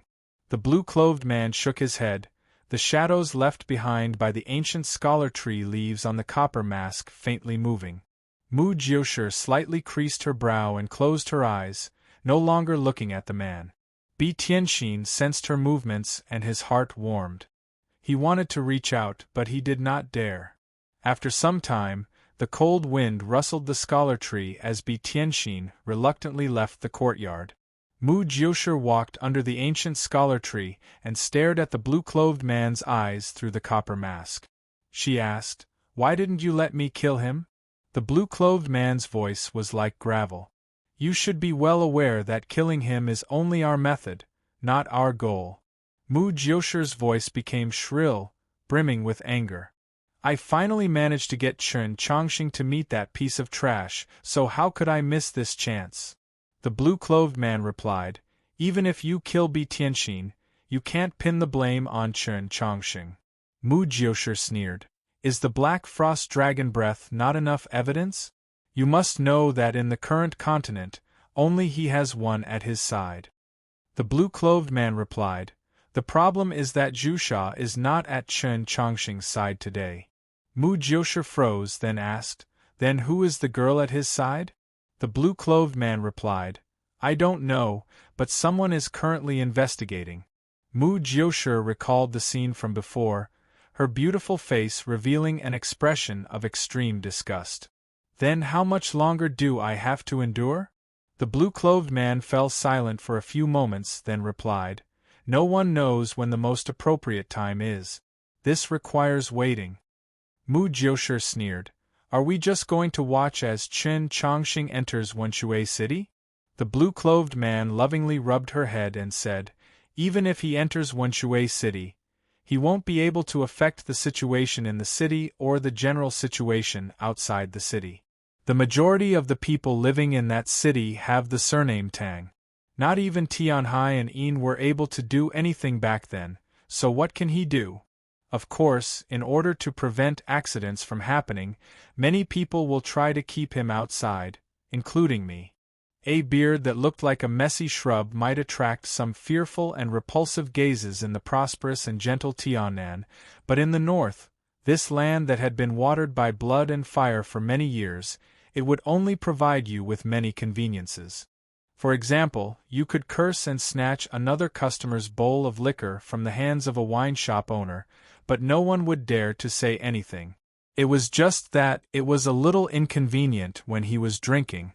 Whether it was a small sip or a bold gulp, it was easy for the wine to wet his beard. At that time, it seemed like a very carefree and unrestrained thing, but after waking up from a drunken stupor, it was always sticky and unpleasant, and he had to wash it several times. After growing his beard for 3 whole years, Luobu looked at the wine dripping from his beard and, for the first time, began to consider whether or not he should shave his beard. And then he was a little startled, thinking, when did I start to care about these trifles? The sight of his bearded face and mouth eating meat and drinking wine had occurred to him countless times. Why had he not cared when he was riding in the 7 Li Shi, nor had he cared when he was at Sloping Cliff Horse Farm, but now he had a different thought. Perhaps it was because he had gotten to know a fellow who was especially fond of cleanliness in the last few days? When that fellow first woke up, he couldn't even move his fingers, so he hurriedly used his eyes to signal others to help him wipe his face. Even while recovering from his injuries, he did not forget to change into clean clothes every day, just like a woman. Luobu suddenly fell silent, thinking, "Does Junior's sister like this kind of guy?" At this moment, he sensed something and raised his head to look out of the wine shop. He saw Bi Tianxin walking out of the alley. Early this morning, he had seen Bi Tianxin outside the perfume shop, so he had followed him here. He had discovered that secluded courtyard in the alley, but he had not entered, because he had vaguely sensed that there was someone in the courtyard, and that this person was very strong. Luobu took out a charcoal pencil and began to draw on the white paper he had prepared. He was drawing Bi Tianxin and his surroundings, like that alley and the corner of the scholar tree that could be faintly seen deep within. It was obvious that he was very skilled in this field. With just a few careless strokes of the charcoal pencil, he could make out the rough outlines of the alley and the scholar tree. As for Bi Tianxin's drawing, as the tip of the pencil moved, it became clearer and clearer until it was lifelike. Those two eyebrows seemed about to fly up, just like they were real. If the painter at Wang Zhiz's side saw this drawing, he would assuredly think of a way to snatch him back to Sangarama Temple to be his disciple. Yes, his drawing was just this good, just like in any other field. After finishing, he did not leave, but continued to sit in the wine shop and wait. After a long time, he finally saw the person he wanted to see. Mu Jiushi and the blue-clothed stranger wearing a copper mask rode away in a carriage. Coincidentally, a gust of wind blew past, raising the curtain over the window. It was just a glimpse, not even enough to leave a sufficiently clear image in the eyes of a person, but Luobu's brush could. It didn't take long for a painting to be completed. This painting was extremely rich in detail, faintly possessing its own charm. Anyone who knew Mu Jiushi and the blue-clothed stranger would never mistake it for someone else. As he gazed at the two people in the painting, Luobu arched his brows and said, "The great Western continent truly does have ambitions, but just who will it fall on?" Chen Chongqing did not believe that his meeting with Bi Tianxin in Hanqiu City was a coincidence, as the probability was too small. This meeting had most likely been arranged by someone else, which also meant that his whereabouts were no longer a secret. In truth, the monster he had encountered in Willow Lodge had already proved this point. There was still 1,000 li between Hanqiu City and Wenshui, and he would encounter many things on the road. If it were up to him, he would naturally not be willing to enter this sort of situation. After leaving Sloping Cliff Horse Farm, he would not inform anyone in the orthodoxy and would first rush to Wenshui City. But the letter had clearly stated that if he wanted to safely return to the capital, he first had to find that person. Just who was the person who had leaked his whereabouts? In the wilderness, he had learned swordplay from Su Li, and he had also learned the art of war and strategy, but because of his personality, he had never been able to understand the complexity of the human heart and the complexity of the world. Fortunately, the person who had written the letter understood these things very well, so he now basically knew the answer to this question. It was very simple, because only 3 people knew of his itinerary. Chen Chongqing gazed at the white stones on the side of the road in silence for a very long time. In the following period of time, the first chapter will probably be updated in the afternoon. If it is not updated by 9 o'clock in the evening, then it means that there will not be a second chapter, so everyone does not need to wait. If a situation like the 3rd chapter mysteriously occurs, I will inform everyone. Chapter 8:14. It was clear that these stones had been washed by water for many years to become so pure and white. Not far in front of him was a river. It was currently the dry season of winter, but if it were summer, the river would probably have flooded this place. There were 2 paths to Wenshui. One path followed the river, while the other took a detour to the north, making it more difficult to travel. Chen Chongqing chose the northern path. This was not the same as the itinerary he had planned out, but it was also planned out. To the northwest of Honshu City was a large and lifeless mountain range.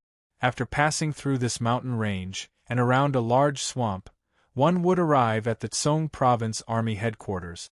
The Tsong Province Army Headquarters was the most remote of the Tensum Army Headquarters in the north of the Great Zhou, already extremely close to the territory of the demi-humans.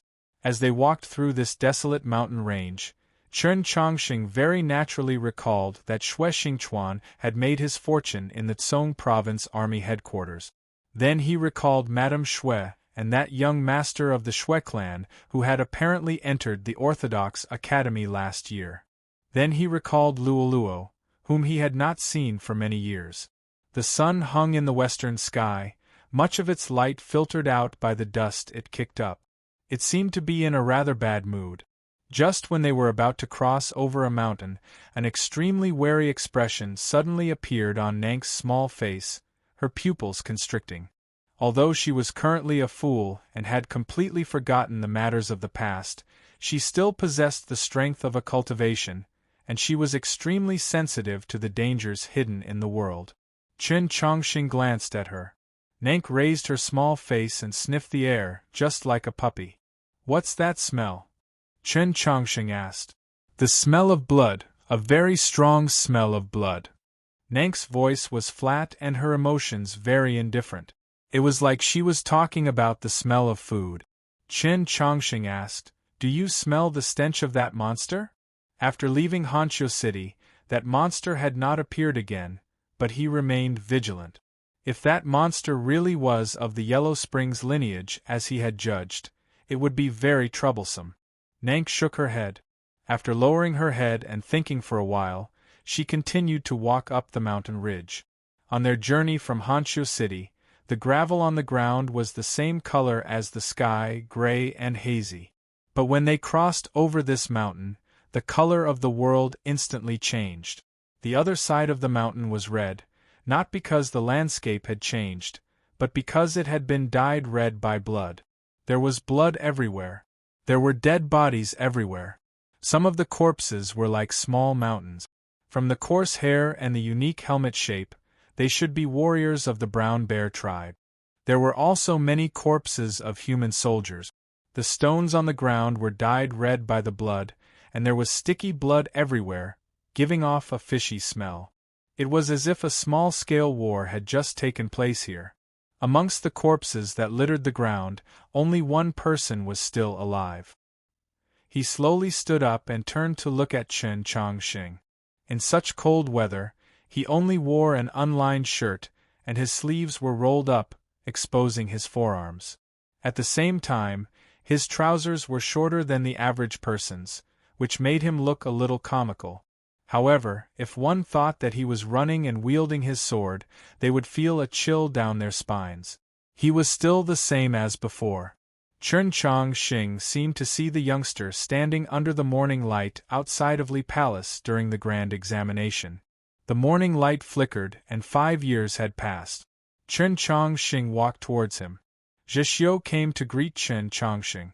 Chen Chongqing opened his arms, preparing to give Zhixiu a passionate embrace like Tang 36. But Zhixiu gripped his sword, a smear of red faintly visible in the depths of his eyes. He was actually preparing to undergo berserk transformation. Chen Chongqing followed his gaze and realized that he was staring at Nank. Only then did he understand and say, "I'm fine." Zhixiu did not relax his guard. He stared at Nank and asked, "What's going on here?" Back in the Garden of Zhou, he had not truly met Nank, but given his personality, he had naturally done a great deal of research and was prepared to meet her again in the future. He had not expected that the next time he saw this demon princess, she would be at Chen Chongqing's side, and she was clearly his follower. Chen Chongqing lowered his arm and used his eyes to indicate that it was not convenient to talk about it in detail. He said, "I'll explain it to you later." He then turned to the ground littered with corpses and asked, "And what's going on here?" "Someone was worried that you would leave from the north and sent people to kill you." Zheshio's tone was still as flat as before, or perhaps apathetic, as if nothing could cause his mood to change too intensely. Like these bloody scenes and the scheme hidden behind them, assassinating the Pope was no small matter. Nank's voice suddenly rang out, filled with wariness and distrust. You killed all these people? She did not recognize Zheshio, but she could sense how dangerous he was.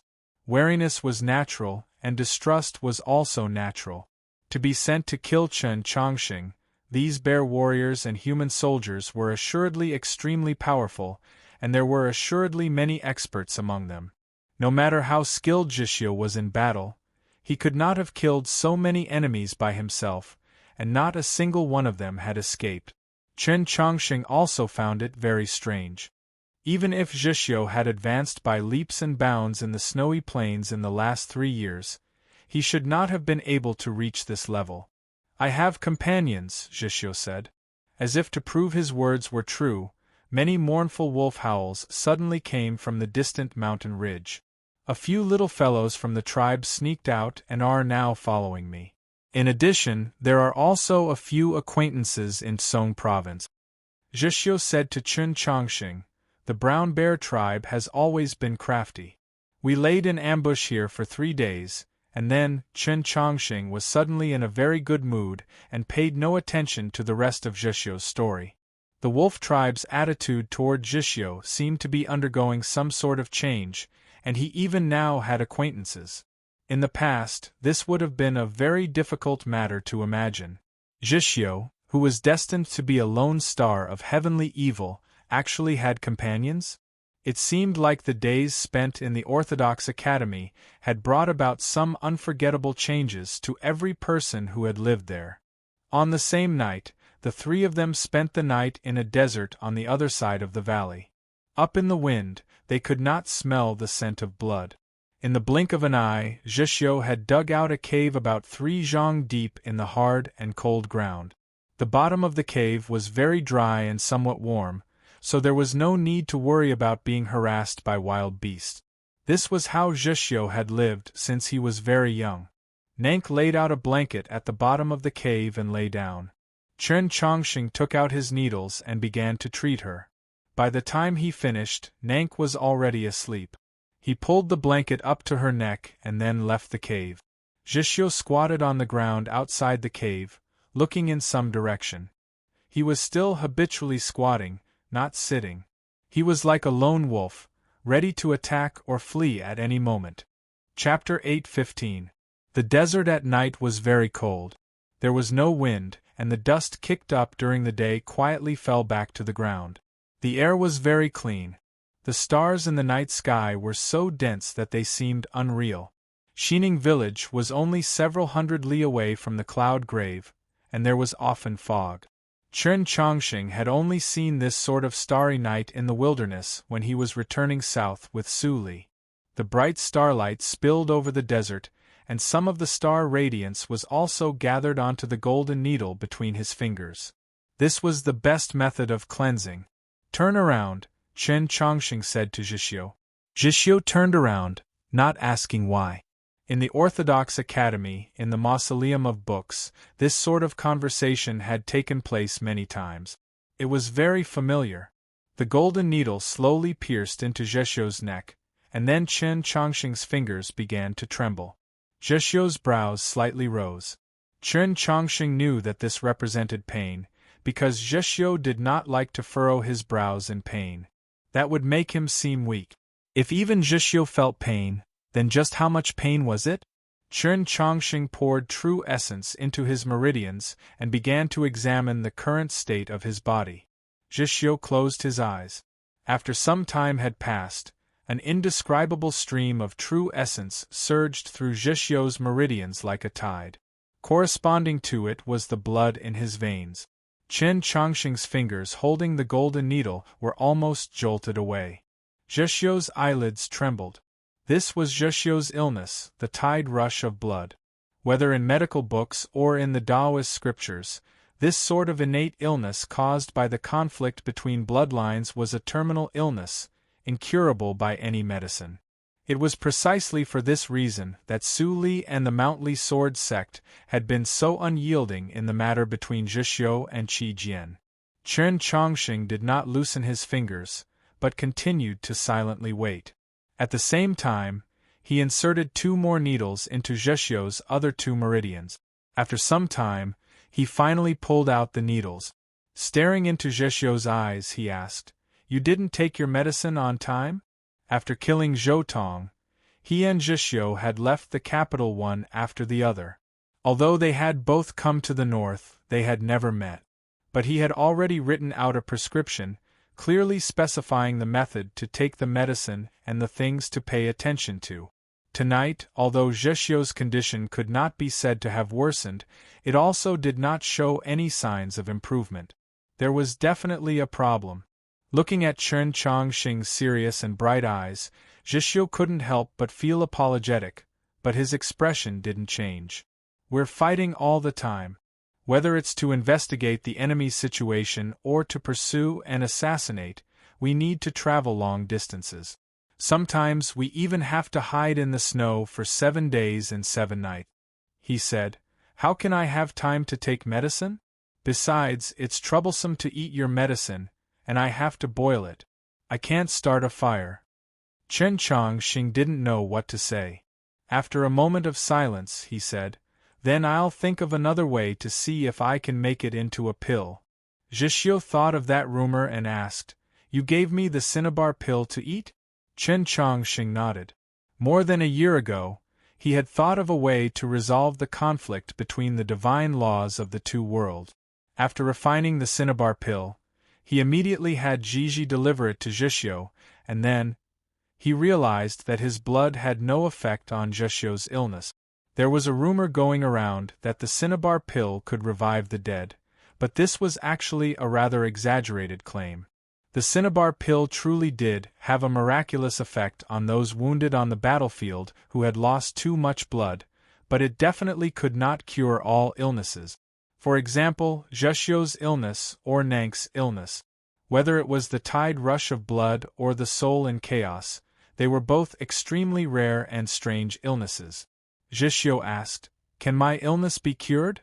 Chen Chongqing's medical skills were extremely brilliant, and his understanding of the meridians was unparalleled. If not even he could cure Zhishyo's illness, then there really was no one who could. Chen Chongqing did not attempt to deceive him. He whispered, "The situation isn't very good." Zhishyo was very calm or perhaps numb. After a moment of silence he asked, "Then what about her?" Chen Chongqing shook his head. "I still haven't found a way. I've only used medicine and needles to help her calm her mind and stabilize her soul. When I look at her, it doesn't really seem like she's a fool. There are thousands of kinds of fools. Then how will she wake up? I can only hope that she'll encounter some sort of lucky encounter and wake up on her own." Zhishyo looked into his eyes and said, "Have you ever thought about what would happen if she really did wake up?" Chen Chongqing found it impossible to imagine such a scene. After a moment of silence he said, "We'll talk about it when the time comes." Zhishyo said, "Even if she can't wake up, if her identity is recognized, it will still be a major problem." Chen Chongqing understood what he meant. Nank was not an ordinary person. She had never been a person. She was a demon, and a demon princess at that. Back then, even with Su Li's strength and methods, he had to conceal his love for a demon princess from everyone in the world. His daughter had to conceal her identity and be raised in Mountly. Let alone him. Of course, his situation was different from Su Li's. He and Nank did not have this sort of relationship, but if he always kept Nank by his side, he would have to face this problem sooner or later. Zhishyo's question made him think of that demon princess who had died in the longevity sect's cold pool, and then he thought of that night in the mountains and the conversation between the 2 demon lords. At the time, the young demon lord had been very shocked when he saw the heavenly demon horn, because the people of Xuelao City all believed that 20-some years ago, when that demon princess left, she had taken this sacred object with her to the human world.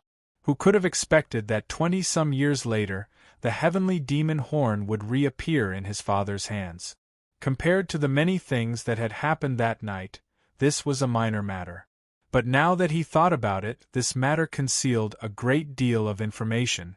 If the heavenly demon horn really had been taken out of Shualao City by that demon princess, then after her death, the heavenly demon horn was most likely lost in the longevity sect. Why had the heavenly demon horn reappeared in the demon lord's hands? And then he thought of that little monster he had encountered in Honshu City that flowed through the Yellow Springs. An ancient legacy that not even the Li Palace had, so just where in the world could it be preserved? Of course, it was the equally ancient longevity sect. Chen Chongqing said nothing, his expression gradually turning solemn. Finding that person in the orthodoxy who was colluding with the imperial court was naturally very important, but even more important was finding that person who was colluding with the demons. After that night in the mountains, he had been constantly pondering this question. With the help of someone, the young demon lord had so easily deceived the eyes of countless people and replaced the young array master on the stretcher. Now it seemed that the person colluding with the demons was not one person, but an entire sect? Or perhaps a great clan? Chapter 8:16. Chen Chongqing suddenly asked, "Could the longevity sect have colluded with the demons?"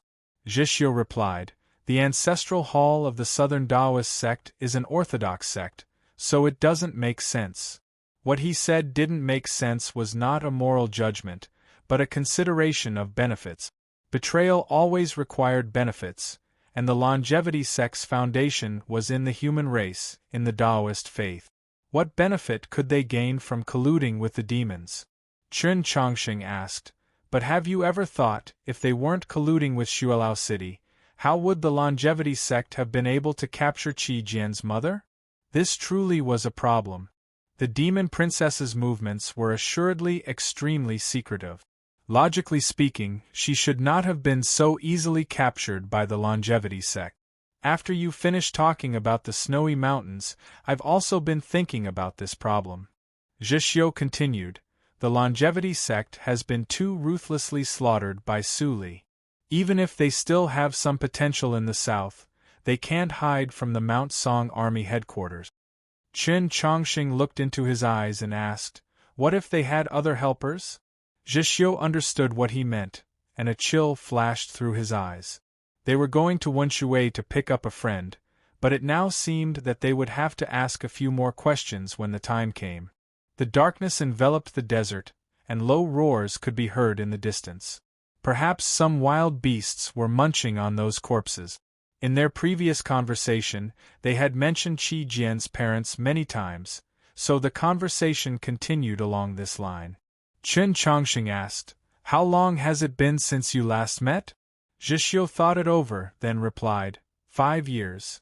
Time passed neither quickly nor slowly, and it was very easy to become numb, to forget many things. Chen Chongqing asked, "Do you still remember her?"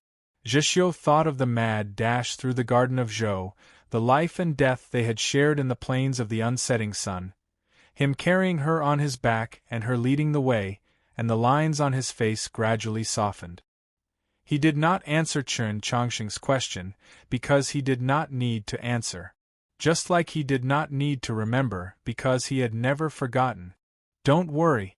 After your illness is cured, we'll accompany you to Mount Li to propose. Of course, that is, if she hasn't forgotten you. How could the great sects of the South think highly of a lonely ghost like me? And in the eyes of the common people, I've always been a monster. You're not a lonely ghost. You're the vice superintendent of the Orthodox Academy, and besides, Mount Li is still different. Then what about you? How is Su Yorong now? We haven't heard from her in a long time." Hearing Zhishio's words, Chen Chongqing calmed down, his face filled with longing and worry. The letter from Wenshui City had stopped for half a year, while the letter from Holy Maiden Peak had not been received for almost 2 years, and the two of them had not seen each other for 3 years. "She's in seclusion." Chen Chongqing was silent for a moment and continued, "Closed-door cultivation. Cultivators would only enter into closed-door cultivation at the most critical moment because this was an extremely dangerous method of cultivation. No one knew when they would be able to break through, and it might take a few months, a few years, or even a few decades. It was even possible for them to pass away in meditation within their abode. Su Yurong's talent was astonishing. Her closed-door training would definitely be different from others. Presumably, the risk would be even greater. However, Zheshio could understand why Su Yurong would choose to go into seclusion. Holy Maiden Peak needed a true Holy Maiden, the Li Palace needed a true ally. Thus, she needed to break through that threshold in the shortest amount of time possible and enter the domain of the divine. Zheshio didn't know what to say, so he could only pat Chen Chongqing on the shoulder to express his comfort. After not seeing each other for 3 years, they had spoken much more than they had in the past, but in the end they were both not good with words, not like that fellow in Wenshui City.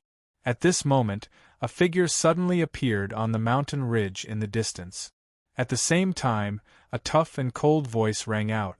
"No matter who you are, don't even think about escaping." Chen Chongqing and Zheshio instantly had the misconception that that fellow really had appeared. That figure walked down from the mountain ridge, and finally arrived in front of them. It wasn't that fellow, but this fellow truly was very similar to that fellow in certain aspects. As a result, when they first met, they had immediately opposed each other, so much so that they wanted nothing more than to clash swords. This person was a swordsman. His entire body was covered in dust, but it could not conceal his threatening heroic spirit. Chen Chongqing and Zheshio had just spent half a day talking about Mount Li, and someone really did come from Mount Li Guanfeibai, the fourth of the Divine State's 7 laws, a genius of the sword from Mount Li. In terms of talent, he was only below Qiushan Jun Guanfeibai, was the fourth of the Divine State's 7 laws, a genius of the sword from Mount Li. In terms of talent, he was only below Qiushan Jun.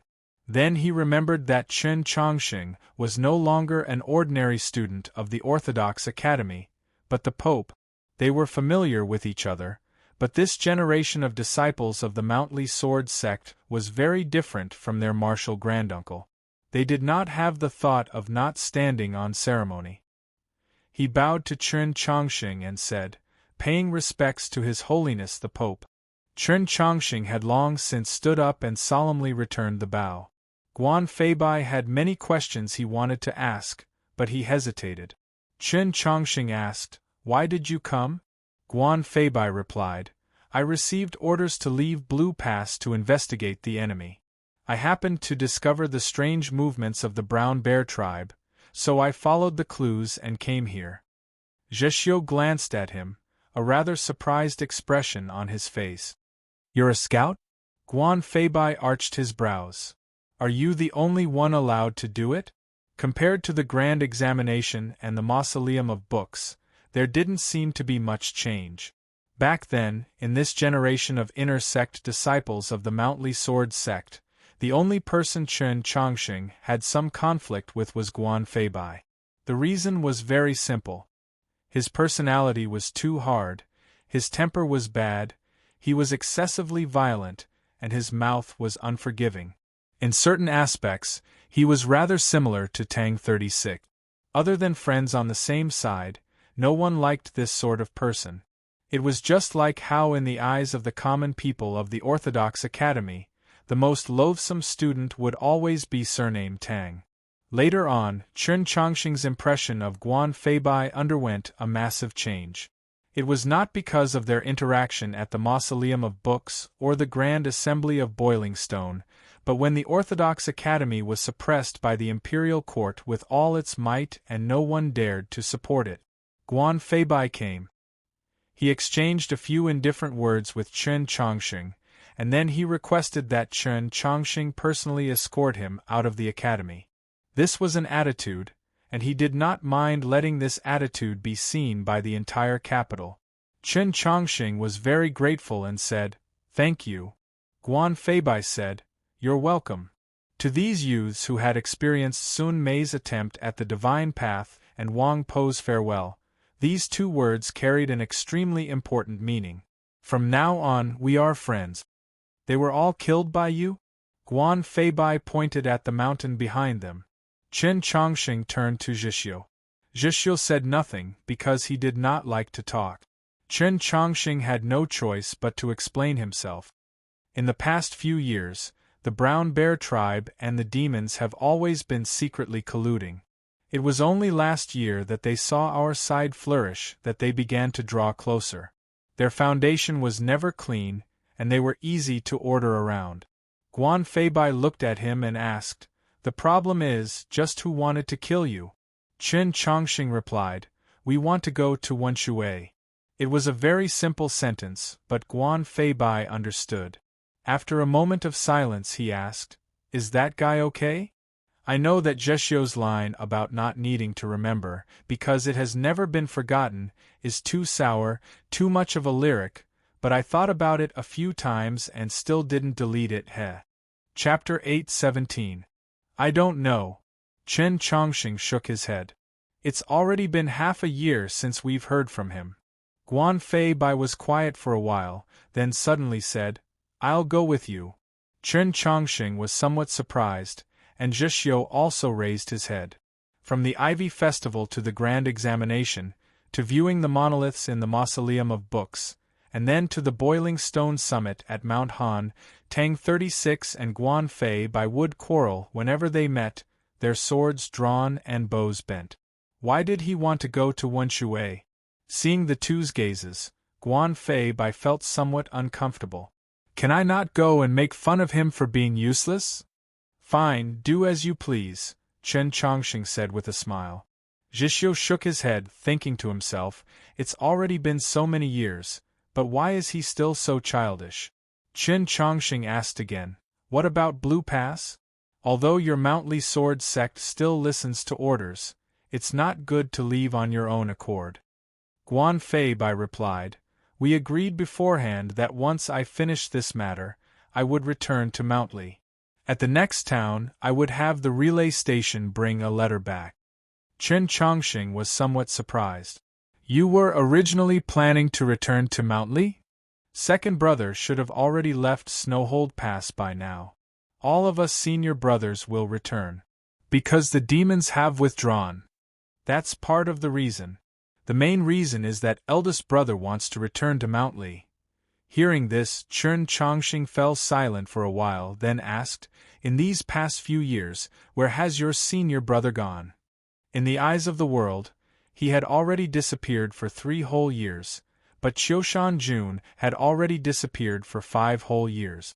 Just where had Qiushan Jun gone? This was a matter that everyone was very curious about. We also don't know.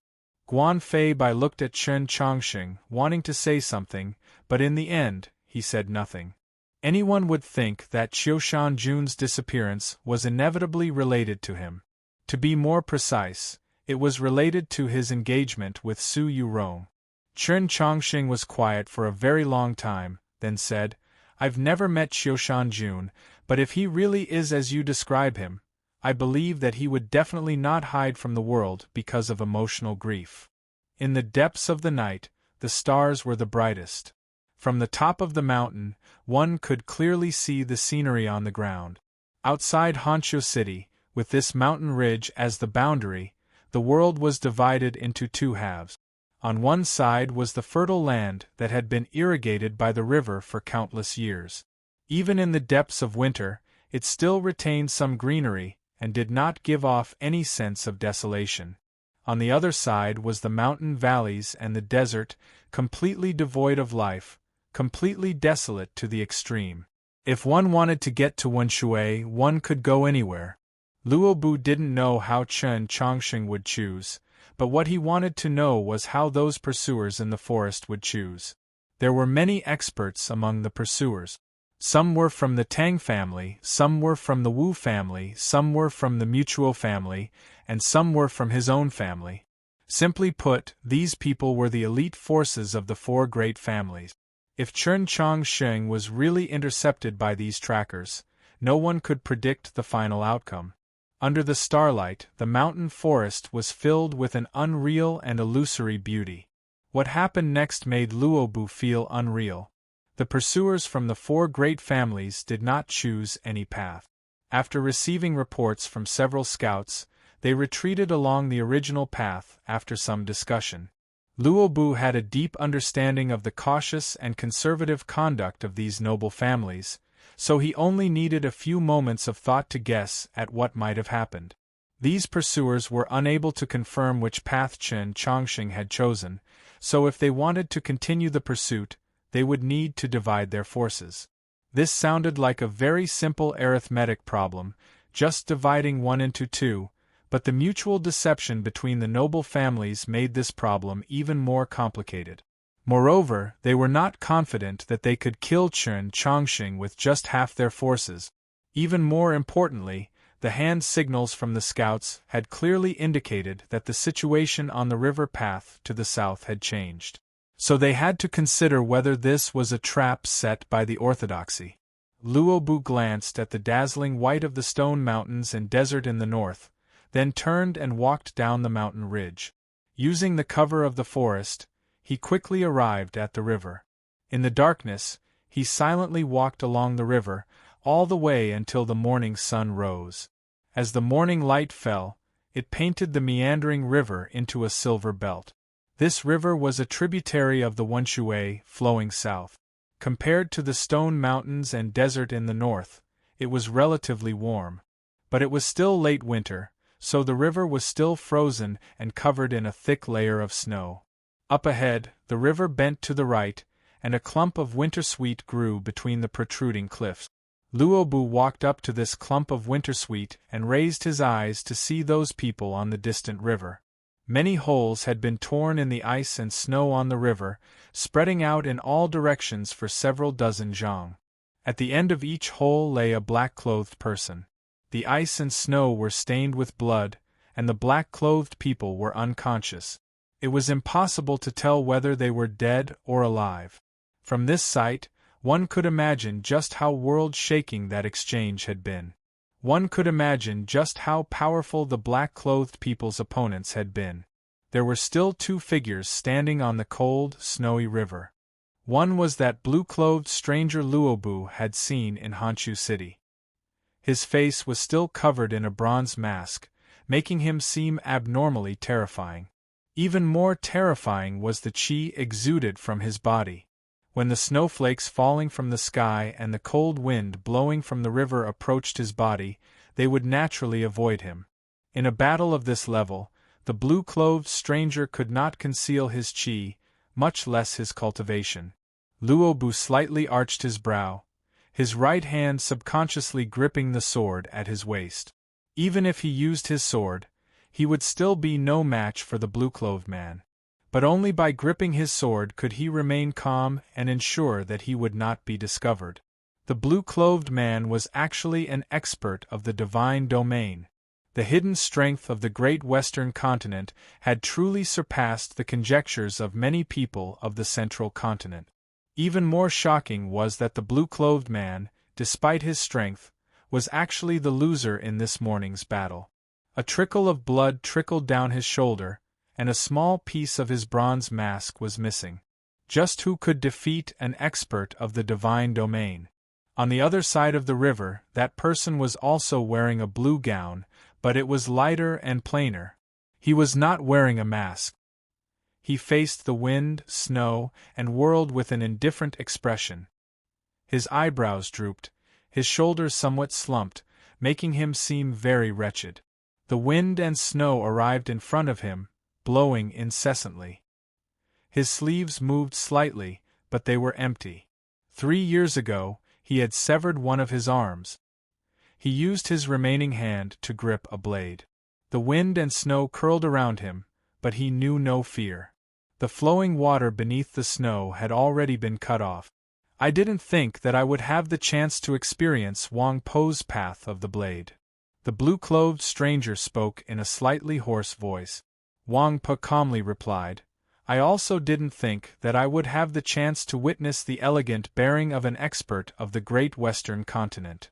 Chapter 8:18 The blue-clothed stranger had not expected Chen Chongqing to see through his background at a glance.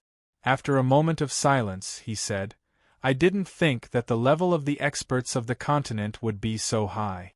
When Guan Xingke went to our side, he was far inferior to you, and Tai Shu was even more inferior. Could it be that your side is more suited for cultivation?"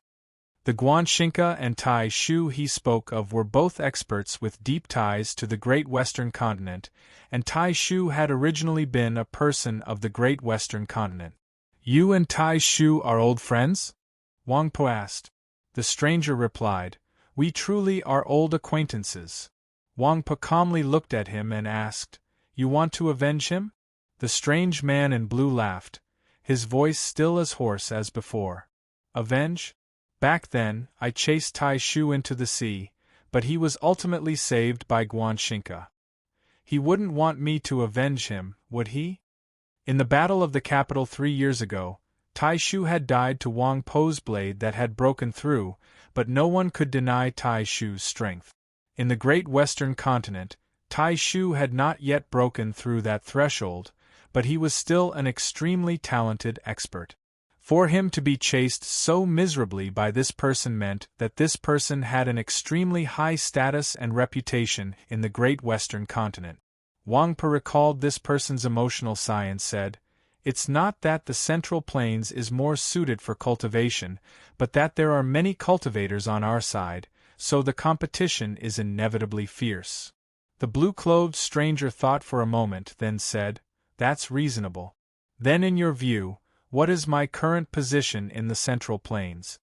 Wang Po replied, "You should be able to rank in the top 10. The continent was vast and filled with countless experts. For a grandmaster of the blade like Wang Po to personally affirm that this person could rank in the top 10 showed that this person was truly extraordinary."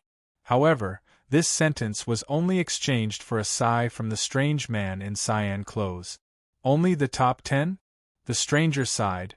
"Content with a corner, peace and joy in the end, is not the correct path of cultivation. One is certain to fall behind." Wang Po replied, "Peace and joy is also what one wishes for. If one falls behind, one will be beaten, and if one closes oneself off, one will eventually decay. We should still return," the stranger said as he looked into Wang Po's eyes. Wang Po was quiet for a very long time, then said, "I have no opinion on this matter. If the humans of the Great Western Continent wanted to return to the Central Plains, it would assuredly be a major event that would provoke many troubles and disputes. Even if only a small portion of the experts returned, they still needed territory and resources.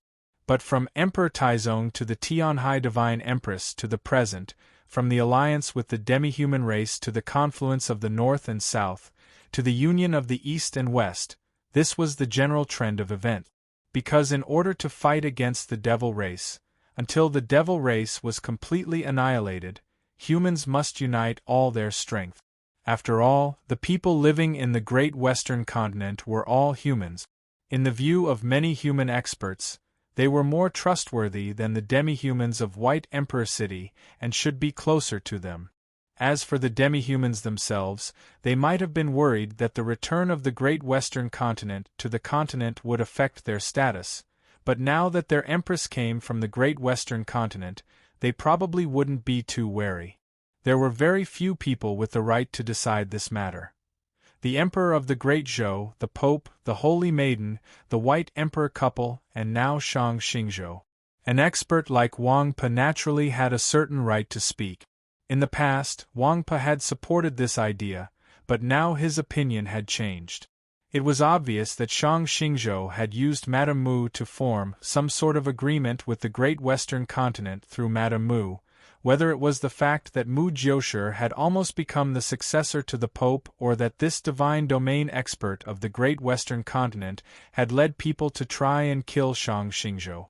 The standoff between the Great Zhou imperial court and the orthodoxy was growing more and more severe by the day, each staring at the other. It was already extremely difficult for the imperial court to stealthily dispatch true experts to kill the Pope, but the great western continent was a power outside the original chessboard. If Chen Chongqing had really followed his original plan and followed the river, if Wang Pe had not come, the great western continent really might have been able to kill him. Wang Pe could not accept such a thing. Since you have no opinion on this matter, why are you here? The blue-clothed stranger looked at him and said, "The orthodoxy was assuredly prepared and did not need you to take the lead.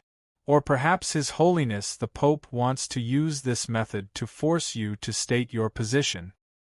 Just because I don't have any thoughts doesn't mean that I don't have a stance. My stance has never changed. Wang Pe replied.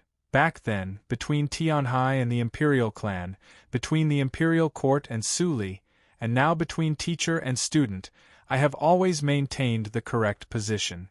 The stranger in black asked, "What is correct?" Wang Pe replied, "His Holiness the Pope is a good person." What was the correct position? How could one determine right and wrong? It was originally just a simple matter of good and bad. But people would change, so how could one determine? If one could not look at a lifetime, then one could look at a moment.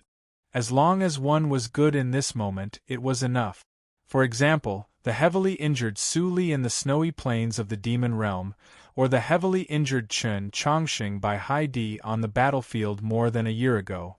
None of them should have been treated in such a manner by their own world.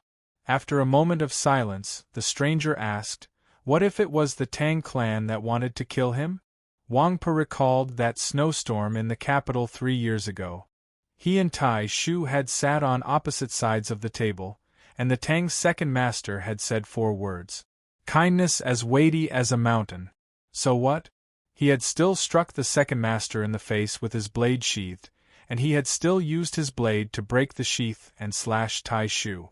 Kindness as weighty as a mountain had to be repaid, but it was a different matter to demand repayment for kindness.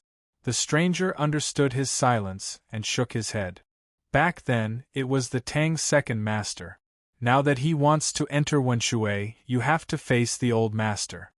Many years ago, Wang Pe had worked as an accountant in Wenshui for many years. The Tang old master had treated him like his own son, nurturing him. It had been many years since he had returned to Wenshui, so would he return this year?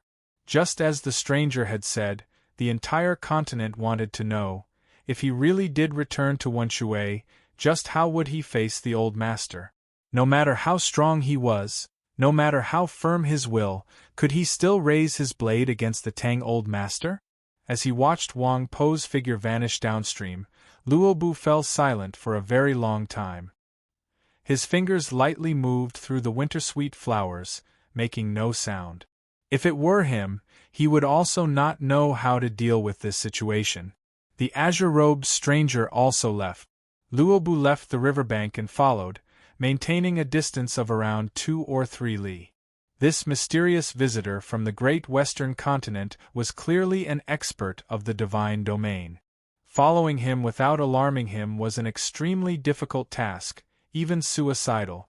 But Luobu had no intention of stopping, because he wanted to find out the truth of this matter.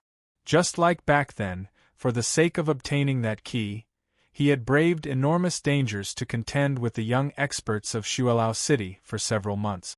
And he was confident that he would not be discovered by the stranger. The 2 shores of the river were covered in dead winter grass, covered in frost. It was very similar to the grass around Sloping Cliff Horse Farm, looking like countless swords piled together. As he walked through the frost grass, he seemed to become one with his surroundings, because he was also a sword. Chapter 8:19. There were many swordsmen in the world, but when it came to cultivation in the path of the sword, a normal person would believe that Chen Chongqing was the highest.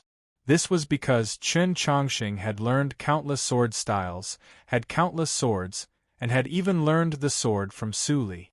In truth, although Luobu did not know as many sword styles as Chen Chongqing, his cultivation in the path of the sword was definitely not below Chen Chongqing's, and might even be slightly superior.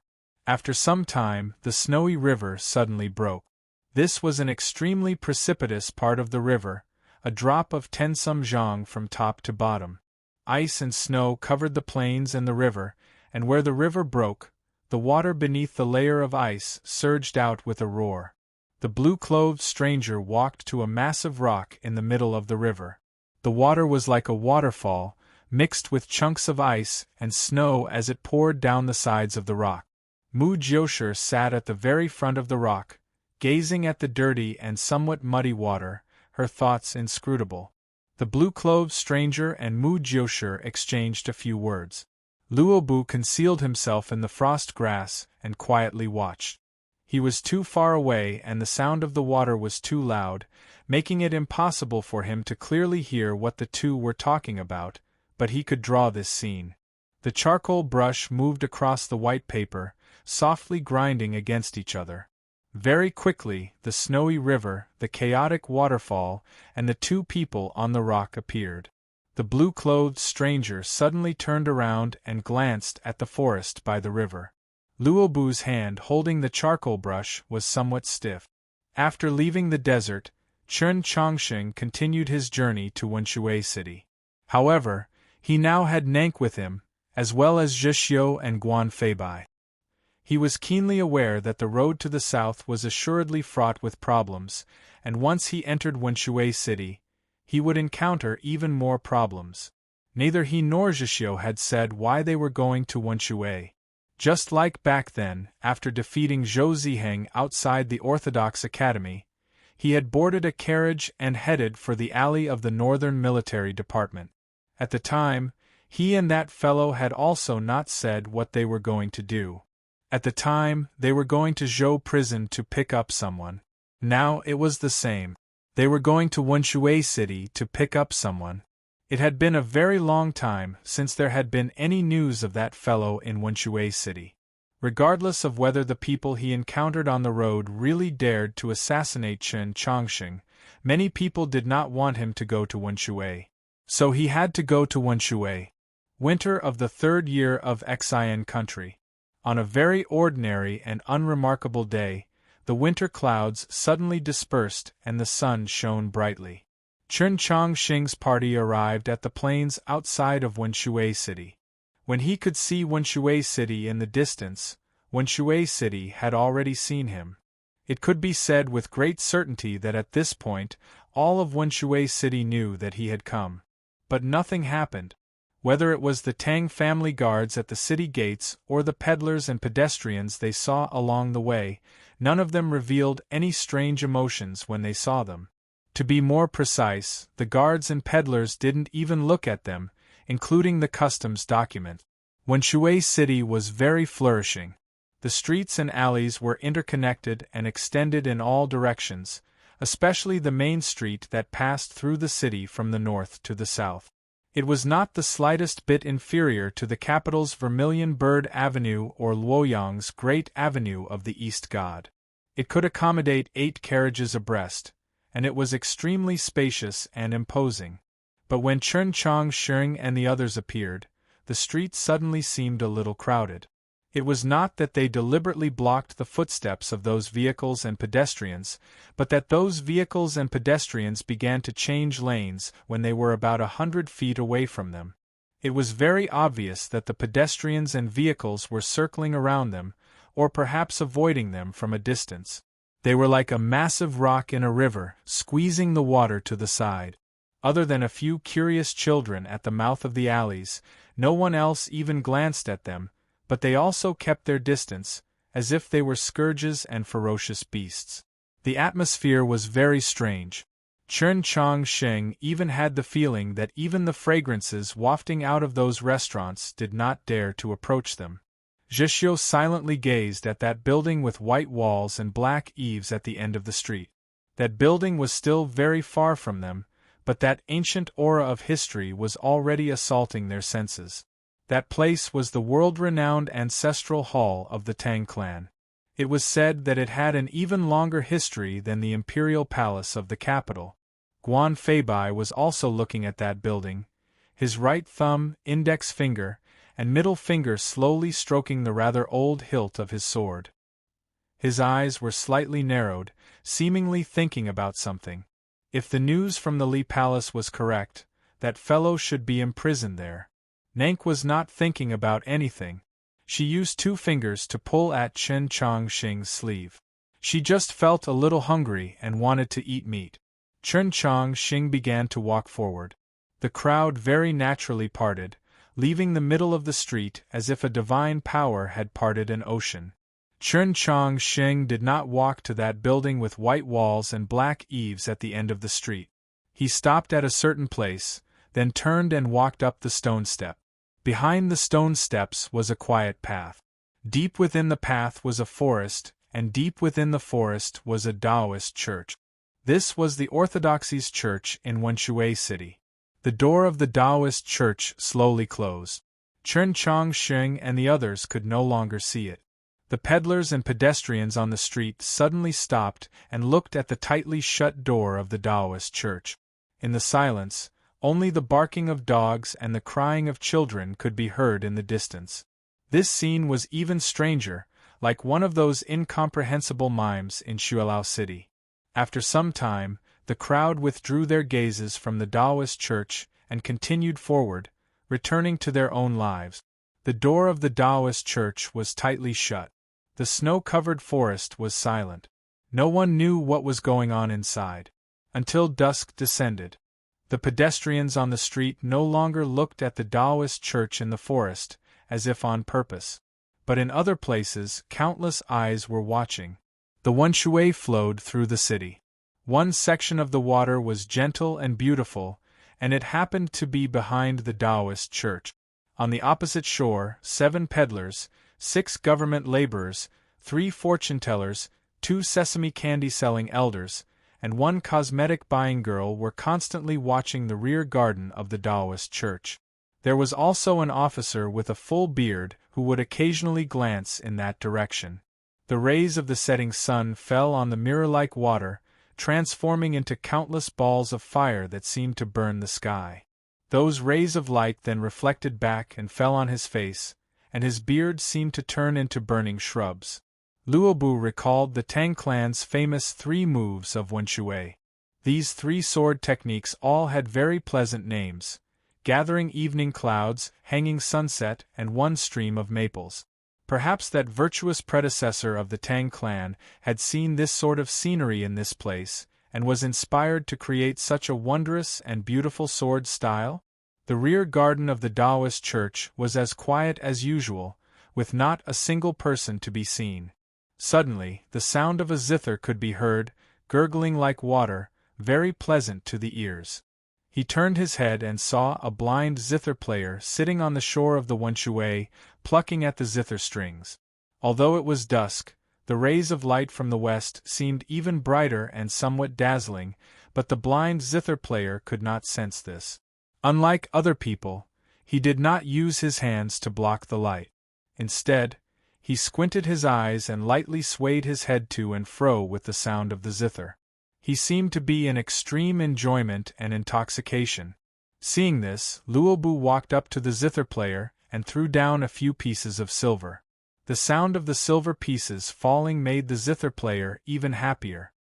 His eyebrows seemed about to fly up, and his fingers plucked at the strings even faster. But the style of the zither suddenly changed, becoming more and more subdued. It was no longer the thousands of golden leaves on the river, but the distant people of the city pass under the setting sun. It was once said that there were 10,000 pieces of gold coins on the surface of the water under the sun.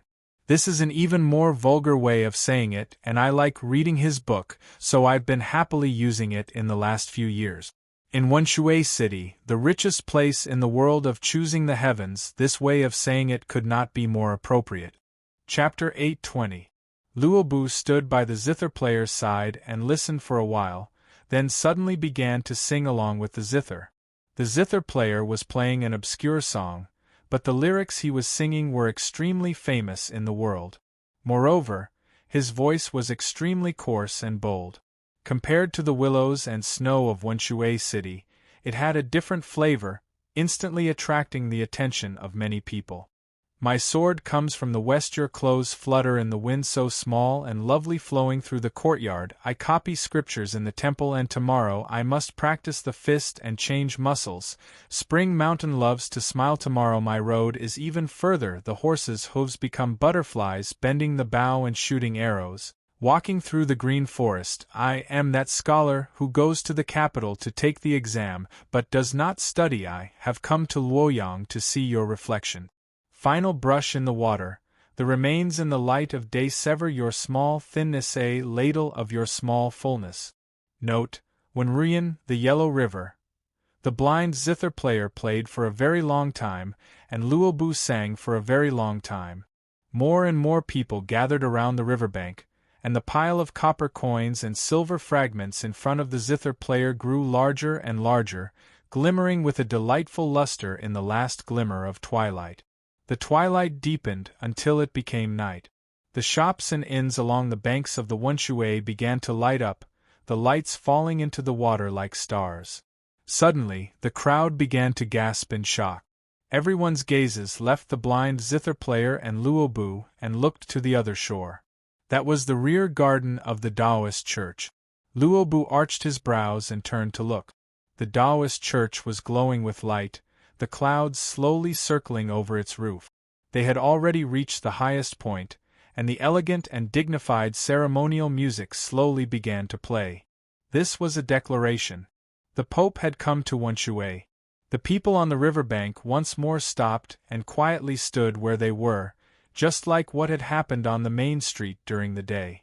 The 7 peddlers stopped yelling, the 6 government laborers lowered the chains in their hands, the 3 fortune-tellers opened their eyes, the 2 sesame candy-selling elders used to wrap the candy in their hands to lightly tremble in the wind, and the face of the girl who bought cosmetics was snow-white as if she had already applied 5 layers of it. I didn't expect it to be a smart person. As he gazed at the boundless light on the other shore and listened to the ceremonial music from the church, Luobu thought, perhaps you have a smart person at your side. Wenshui City had an incomparably long history, and the Tang clan had an even longer history than the Chun imperial clan and the Liang clan. As the head of the 4 great clans, the wealthiest clan in the world, the Wenshui Tangs controlled countless industries. Transportation, armaments, foodstuffs, mines. As long as it was a truly important industry, one could always see the Tang clan's low-key figure that could not be ignored, and this established the Tang clan's position in the entire continent. Up until now, no one knew exactly what kind of power the Tang clan possessed, because up until now, no power had been able to force the Tang clan to use all of its power. So, when it came to the Tang clan, people could only use the most vague way to describe it, and that was their foundation. The resources were at the bottom, just like those uncountable water plants at the bottom of the Wenshui. The common people only knew that they were there, but they had never seen them with their own eyes. They could only imagine and guess, so the Tang clan became more and more mysterious, more and more terrifying. But there would always be some indirect proof. For instance, no one had ever dared to swim or fish in the Wenshui. For instance, whether it was Emperor Taizong or the later Tianhai Divine Empress with her monstrous power, they had always treated the Tang clan with a gentle and conciliatory attitude, because it was easy to drown in the Wenshui, and moving against the Tang clan would inevitably bring chaos to the world. Chen Chongsheng was the current pope, the most revered individual on the continent, but not even he could do anything to the Tang clan. If he had revealed his identity after leaving the Mount Song army headquarters and wanted to come to Wenshui City, the Tang clan could have thought of countless ways to politely keep him out of the city. Thus, he could only conceal his identity and come to Wenshui City like an ordinary traveler, even if Wenshui City had long since known of his arrival. But now that he had entered Wenshui City, if he still wanted to act like he did a few days ago and attempt to secretly rescue Tang 36 from the ancestral hall, the Tang clan really might have made him disappear into the darkness of the Wenshui, because this was Wenshui. Thus, the Taoist church exploded with light and clouds streamed into the sky. He directly revealed his identity to all of Wenshui City. No matter how deep and serene the Wenshui was, no matter how terrifying the water grass at the bottom of the river, would they dare to do anything to him? This was a very simple and direct declaration, but in the view of Luo Bu and many people, including the Tang clan, it was brimming with wisdom. But in reality, this decision had little to do with Chen Chongsheng. He was just acting according to the instructions in the letter. The reason the Taoist church had been so quiet for half a day was not because he was discussing matters with the others, but because he had other important matters to attend to. Lush green trees covered the entire place. In this cold winter, it was obvious that some sort of array within the Taoist church was constantly providing heat to the earth. Even in the capital's Li Palace, this was an excessively extravagant act. Only in Wenshui City did it seem very ordinary, because this city was truly far too wealthy. A quiet and winding stone path ran through the forest. Starting from noon, a bishop stood on either side of the stone path, spaced several zhang apart, their expressions humble and solemn. The deeper one went, the higher the rank of the bishops on either side of the stone path. By the time they reached the holy gate of the rear hall, there were even 4 cardinals standing there. A pear blossom was planted in the holy gate, and beneath the pear blossom was the gate to the rear hall. The Archbishop of Wenshui stood outside the gate. Several years ago, Chen Chongsheng had come to Wenshui and lived in the rear hall. At the time, he had already been appointed principal of the Orthodox Academy by the Pope, and the entire continent knew that he would be the future Pope. The Archbishop naturally received him with great hospitality, but it had never been like today.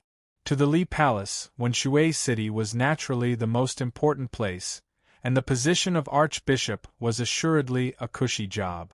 The orthodoxy had not been stable in the last few years, and for this Archbishop to have served here for so many years, he was naturally no ordinary person. Yet he quietly waited outside the gate. Even as time passed, he did not reveal the slightest hint of impatience. He did not even move his feet. He seemed exceptionally humble, so humble that he was about to sink into the dust. Because Chen Chongsheng was already the Pope. Although they clearly understood this fact, the cardinals did not dare to silently criticize the Archbishop when they saw that he was being deliberately ignored. They could not help but feel somewhat uncomfortable. What comforted them a little was that Zheshio and Guan Feibai had also been barred from entering the rear hall and were currently in a daze in the forest. The wolf-tried Zheshio and Mount Li's Guan Feibai were naturally famous people, and their relationship with the Pope was also known to the entire world. If even they could not enter the hall, then there was no one else. Starting from noon, the gate to the rear hall had not been opened, and no sound came from within. No one knew what Chen Chongsheng was doing inside. Only when the twilight was at its thickest did the forest by the river and the roof of the hall seem to simultaneously burn, and then a real heat was emitted. This was heat produced by real fire, not from the array beneath the Taoist church. The green leaves on the pear tree slightly curled up. The Archbishop finally raised his head and gazed at the tightly shut gate, a nervous expression on his face. Chapter 8:21. Guan Feibai used his sleeve to wipe the sweat from his forehead, perhaps because of the heat or because he was nervous. This is refining the cinnabar pill? His voice was rather hoarse, but it was also very low, as he was worried that someone else would hear. Zheshio also did not know what was going on in the hall, but he had taken the cinnabar pill and knew its flavor, so he nodded. Upon receiving his confirmation, Guan Feibai gasped. In the snowy plains of the north, the cinnabar pill had been the most talked about this year. He naturally knew of this legendary divine medicine that could revive the dead and regrow bones. But he was not gasping in shock, but because he had confirmed the authenticity of that other rumor. The cinnabar pill had really been refined by Chen Chongsheng. Had he really used his own blood? Half a year ago, a martial uncle of Mount Li's Sword Hall had fought a bloody battle with the 21st Demon General outside the Black Mountain Army headquarters. He had returned with a severed arm and blood on the verge of exhaustion. Even the sacred light technique had lost its effect, and in the final moment of danger, he had relied on a cinnabar pill to survive. When he thought of this, Guan Feibai truly did not know how to face Qin Chongqing. The door to the rear hall finally opened. A wave of heat surged out, causing the leaves on the pear trees to rustle and fall. It seemed like midsummer had arrived. Nank supported Qin Chongqing as they walked out. His face was rather pale, like he had just recovered from a serious illness. The Archbishop of Wenshui hurriedly stepped forward to welcome him. Qin Chongqing handed the small porcelain bottle in his hand to him. The bottle naturally contained the incomparably precious cinnabar pill. Over the past year, Qin Chongqing would provide a bottle of cinnabar pills to the soldiers on the front lines every month. His blood was limited. Logically speaking, this month's supply of cinnabar pills should have been refined and distributed 10 some days ago, but he had been heavily injured by the demon lord in the snowy mountains and had lost a great deal of blood. Afterwards, he had spent the entire time recuperating in Sloping Cliff Horse Farm, so it was simply impossible for him to do so. He had never said anything, but he was actually rather anxious. He knew that in Blue Pass, Snowhold Pass, Song Province, Black Mountain, and many other places, there were many heavily injured soldiers on the verge of death waiting for the cinnabar pill to appear. Those people were truly anxious. As a result, when he left Honshu City, he had already secretly sent a message to Wenshui, having the Taoist church on this side prepare the appropriate ingredients. Now that he had arrived in Wenshui, he could no longer care about the fact that his injuries had not completely healed and immediately began to refine the medicine. Now that the bottle of cinnabar pills had been refined, the next step was naturally to deliver it to the army headquarters. At the very beginning, this matter had been handled by the Orthodoxy's Hall of Illustrious Persons, but later on it was handed over to the Tang clan. He was currently in Wenshui, but he had no intention of continuing to hand the matter over to the Tang clan. This was because everything that had happened that night in the mountains had been instigated by the Tang clan, and the Tang clan clearly did not care about the goodwill he had displayed through the cinnabar pill. Qin Chongqing said, "Send someone to deliver it overnight to Honshu City and find the manager of Scholatry Manor. They know how to distribute it." It was very quiet. The Archbishop did not reply, nor did he intend to take the small porcelain bottle. It was not that he dared to disobey the imperial edict, or that he was weighing the pros and cons, but that he was too shocked. There were several important pieces of information in this sentence, one of which was bound to shake the entire continent. Wang Pe returned to Tianliang County. Regardless of whether he had returned or not, since Scholatry Manor had arrived, he had also arrived. Everyone knew that Scholatry Manor was Wang Pe.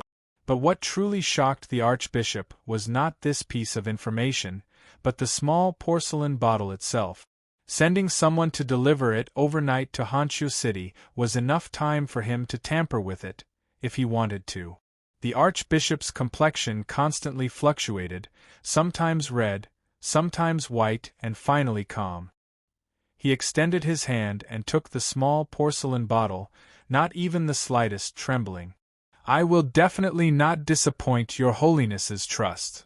Zhishio looked at Qin Chongqing's paper-pale complexion and said, "The blood can regenerate itself, but for a long time, it will have a major effect on cultivation." Qin Chongqing replied, "I eat many spiritual fruits and earth ginseng every day, so it won't be too big of a problem." Zhishio replied, "If you want to become a saint, it will be a major problem." Qin Chongqing fell silent, not replying. Zhishio stared into his eyes and asked, "Did she not stop you?" Qin Chongqing knew that the she he spoke of was not Su Yorong, nor was it the owner of the letter, but the little black dragon. As he thought of that intense quarrel at the start, he chuckled. Zhishio said, "Compared to saving those people, your own strength is even more important to this world." Qin Chongqing's gaze paused on the pear tree outside the door for a few moments, then he said, "I understand this principle, but if I had never thought of this matter at the start, then it would have been fine." But now, I clearly know that I only need to bleed a little every month to save several dozen lives, yet I don't do this. It really is very difficult. Guan Feibai, who had remained silent all this time, said, "That's reasonable.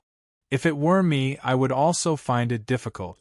Zhixiu had grown up in the harsh and cruel wastelands, so he found it impossible to understand the thoughts of these disciples of the righteous sects of the south. He shook his head and said no more. "While you were refining medicine, the Taoist church already announced your arrival to Wenshui." Guan Feibai turned to Chen Chongqing and said, "What I don't understand is that even if you reveal your identity and the Tang clan no longer dares to touch you, what method do you have to save Tang Tang? Even if you personally pay a visit, they won't let you see them, so what can you do? Not even the Pope can break into the ancestral hall." "I also don't know. Tomorrow I'll see how it goes." Chen Chongqing glanced at the night sky and saw the many stars.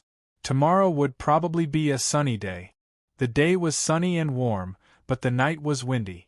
The winter wind blowing from the mountains of the north followed the Wenshui into the city and lingered around the Taoist church. The pear tree swayed and green leaves fell. It seemed rather desolate, as if foreshadowing a change in the weather. On the morning of the next day, the change came. It was not a sudden shower of snow, nor was it a dazzling wind. Instead, it was the rumble of countless peals of thunder. Hooves thundered, the morning light shattered, the earth quaked, the plains uneasy, and Wenshui city began to sound the alarm. The city gate that had not been closed for several centuries began to close with unimaginable speed. All sorts of divine city garrison crossbows on the city walls turned and aimed at the plains to the north. Countless somber and powerful chis began to seep out, indicating that countless arrays were beginning to operate within the city gate, within the city walls, and even underground. Just by looking at the number of divine city garrison crossbows, the density of the arrays, and the flying carriages flying through the air, one could tell that Wenshui city's defensive capabilities were extremely powerful, so powerful that they had severely surpassed the norm. They were not one bit inferior to Luoyang. What was even more frightening was that regardless of whether it was the soldiers at the city gate, the Tang family guards who reacted even faster, or the most ordinary peddlers and pawns, even though they were frightened by the thunderous hoofbeats in the distance to the point that their expressions changed greatly, they still did not panic. They followed the order and quickly retreated into the city. It was obvious that although Wenshui city had not faced the calamity of war in the past countless years, it had never forgotten to fight. Putting aside the Tang clan's unfathomable resources, just this sturdy city and its well-trained soldiers and civilians would make anyone who attacked it pay a grievous price. Even the bloodiest, cruelest, and most ruthless of the demon wolf cavalry would not dare to charge over in a single breath. They would assuredly stop outside the range of those several hundred divine crossbows. As expected, the thunderous hooves gradually stopped and the black tide stopped on the plains 1,000 zhang away. Chapter 822. The black tide stopped on the distant plains. Even the Tang clan's special monoculars found it very difficult to make out the origins of these cavalry.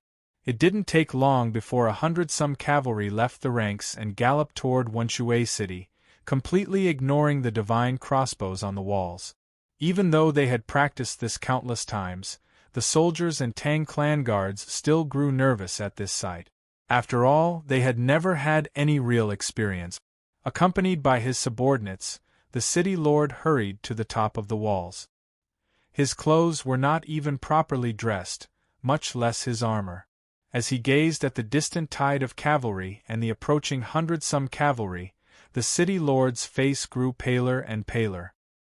He saw that the 100-some cavalry had already entered the range of the divine crossbows, but he did not dare to give the order to attack. Sweat poured out of his body. He turned to the Tang clan guards and yelled in panic, "Where's the master? Why hasn't anyone from the master come?" The imperial court had personally appointed the lord of Wenshui city, but he was well aware that he would never be the master of this city.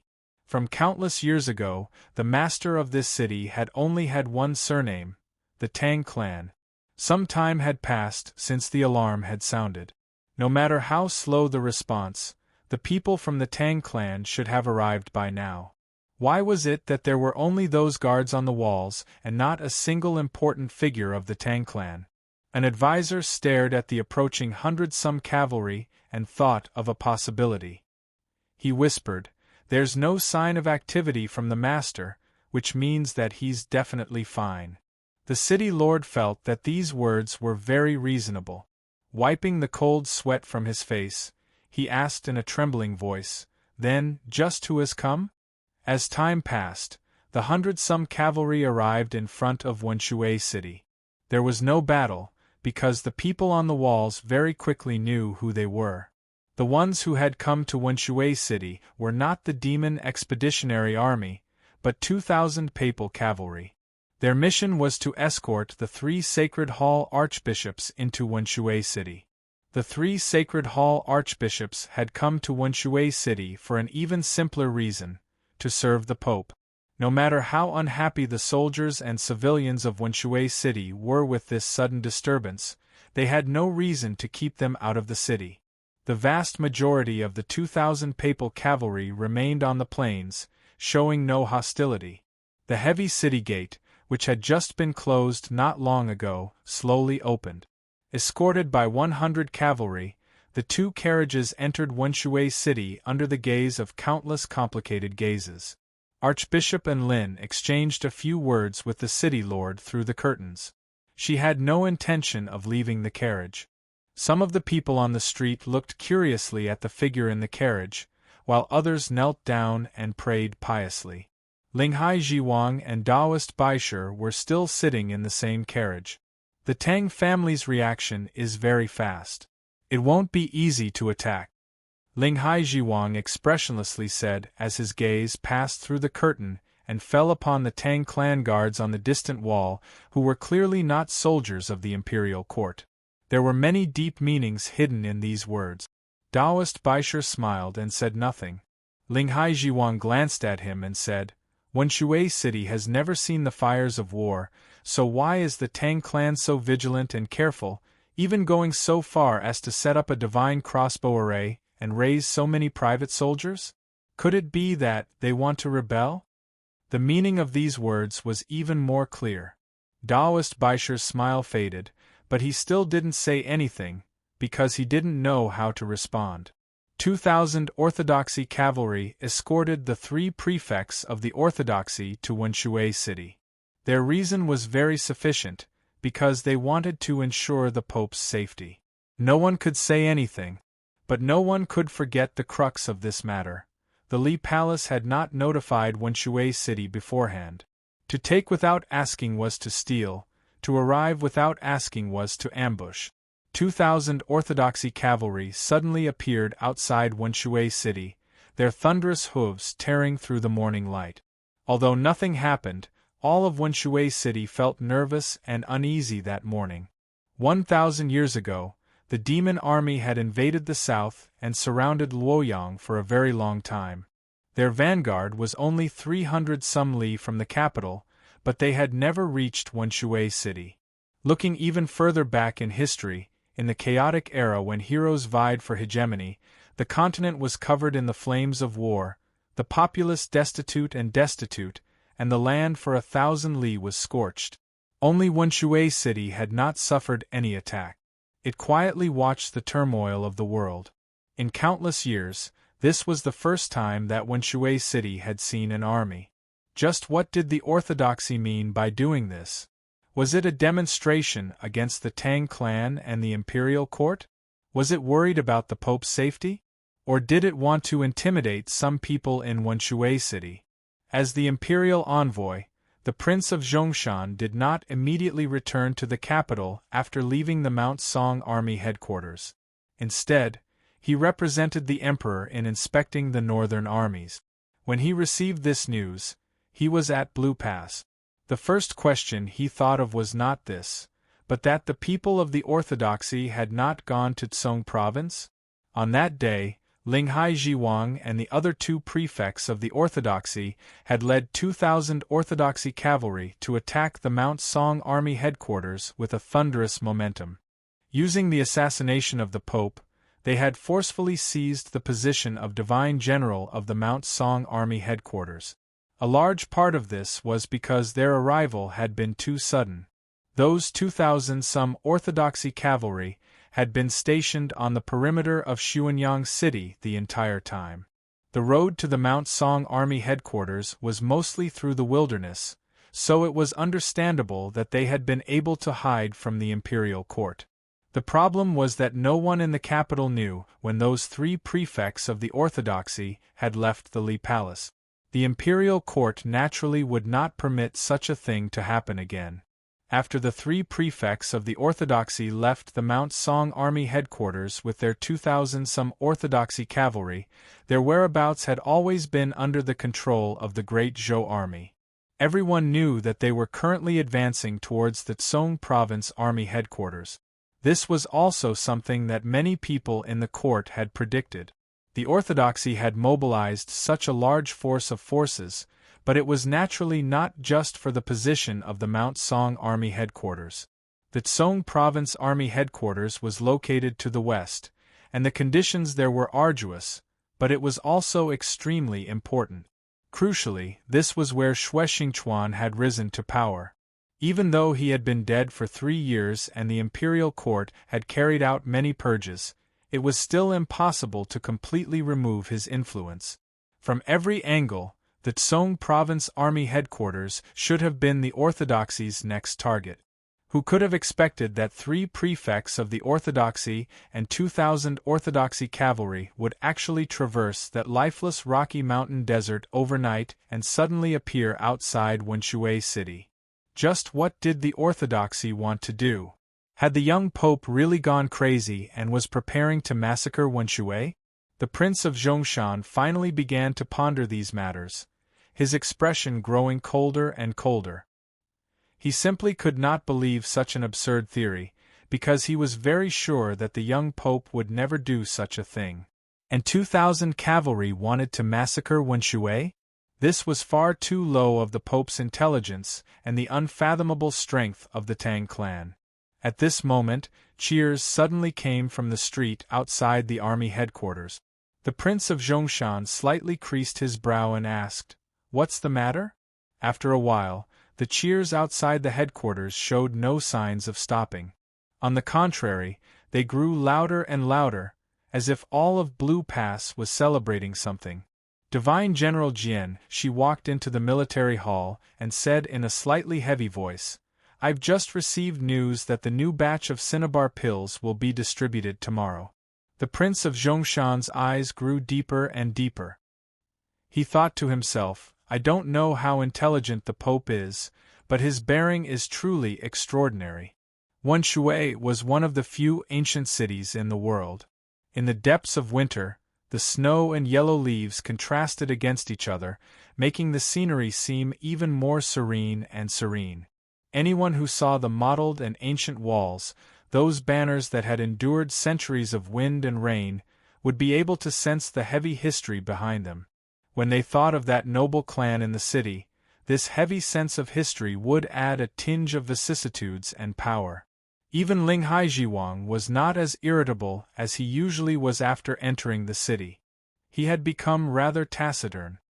He raised the curtain and first saw those people standing or kneeling on the street, and then he saw the gleam of water.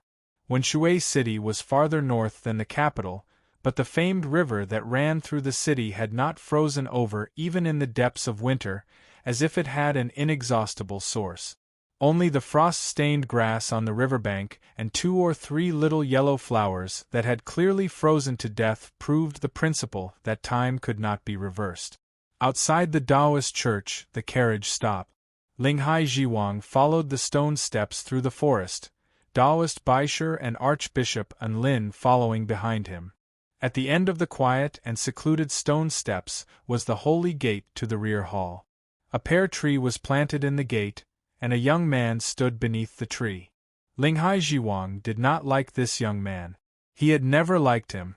Even though he later learned of his identity as a legitimate successor of the orthodoxy, he still found it impossible to understand why the Pope, whom he respected so dearly, had appointed him as his successor. In his view, although this young man could not be considered cowardly, he still lacked a sharp edge. He was lifeless and uninteresting. No interest meant no love or hate, and without intense love or hate, one would not understand what responsibility was. Only now, when he saw the figure beneath the pear tree, did he vaguely understand something. It was not lifeless. It was calm and tranquil. This young man was like a small stream. The stream was somewhat shallow, but it was very clear. It was possible to see the fish swimming at the bottom and each person. The stream seemed very weak, but it was also very tenacious. Not even the sharpest sword could cut through it. The stream seemed very calm, but it actually contained an unimaginably surging energy that could cleave apart mountains and split the earth, flowing west to the sea. Just like Wenshui City. Everyone knew that he should not have come, or that it was inconvenient for him to come, but he still came. Linghai Jiwang finally understood the Pope's choice. He calmly prostrated. Taoist Baisher and Enlin glanced at each other, their expressions a little surprised, and then they also prostrated. The young man turned around and said, "Rise." A cool breeze blew, and countless tiny white flowers fell from the tree, sprinkling over his body and shoulders. They looked like fresh snow, incomparably clean. There were white flowers everywhere, falling all over the ground. It was currently the cold depths of winter, so why was there such a beautiful scene? Perhaps it was because he had been refining pills in the Taoist church yesterday, but the garden had suddenly warmed and vitality gradually flourished. Thus, it was like a spring breeze had suddenly come, and the pear trees had all bloomed. The 5th volume, The End of the Yellow Flowers of the Battlefield. Chapter 8:23. Linghai Jiwang bowed to Chen Chongqing beneath the pear tree, then stood up. The entire process had been very swift. Compared to normal circumstances, he had stood up a little too quickly. It could be interpreted as his movements being concise, but it could also be interpreted as him not being attentive. Many people, especially the important figures of the Li Palace, knew that Linghai Jiwang had never liked the Pope and harbored a faint hostility towards him. Taoist Baisher and Enlin saw this out of the corner of their eyes, but they were not surprised. Linghai Jiwang had stood up while Taoist Baisher and Enlin were still bowing. There was a difference in height between the two sides. It was just like the difference between the pear blossoms on the tree and Chen Chongqing. A cool breeze blew, and countless white flowers drifted down, landing on Chen Chongqing's head or shoulders. Linghai Jiwang's right hand also drifted down, heading for Taoist Baisher's head. The cold wind howled, the trees swayed, and the pear blossoms danced. The wind even affected the distant Wenshui, throwing the shadows of the sky into chaos. The water grass at the bottom of the water fiercely swayed, seeming to transform into countless snakes. Linghai Jiwang's attack had been so sudden that no one in front of the hall could react. Enlin could only see the lightning-fast palm out of the corner of her eyes. She was abnormally shocked and wanted to stop it, but it was already too late. Yet Taoist Baisher seemed to have been prepared for this. He still maintained his prostrating posture, but his right palm had left the ground at some point. Like duckweed on the surface of the water being blown about by the wind, it began to flip. With a light clap, the two palms met above Taoist Baisher's head. The stone floor in front of the hall began to tremble, sinking down by several inches. The divine gate creaked in the howling wind, seeming ready to collapse at any moment. Linghai Jiwang's body swayed and he took 2 steps back. Countless strands of pure qi leaked out of his divine robe, tearing countless cracks in the air. Taoist Baisher stood up, his face turning a deep red, as if countless drops of blood were about to seep out of his skin. Enlin was even more shocked, as the result of this clash of palms had completely exceeded her expectations. Linghai Jiwang and Taoist Baisher had similar cultivations, both at the peak of star condensation.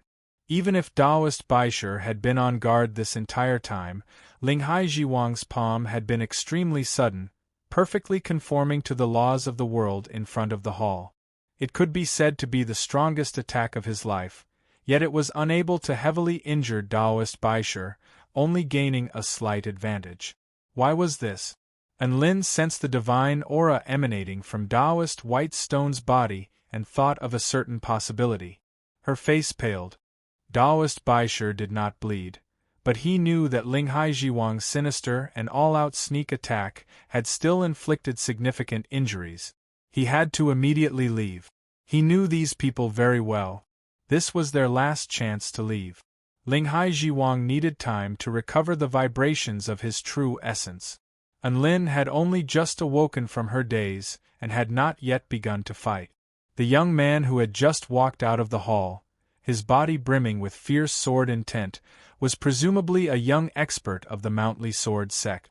However, the Mountly Sword sect was not skilled in the art of pursuit, so they should not be able to stop him.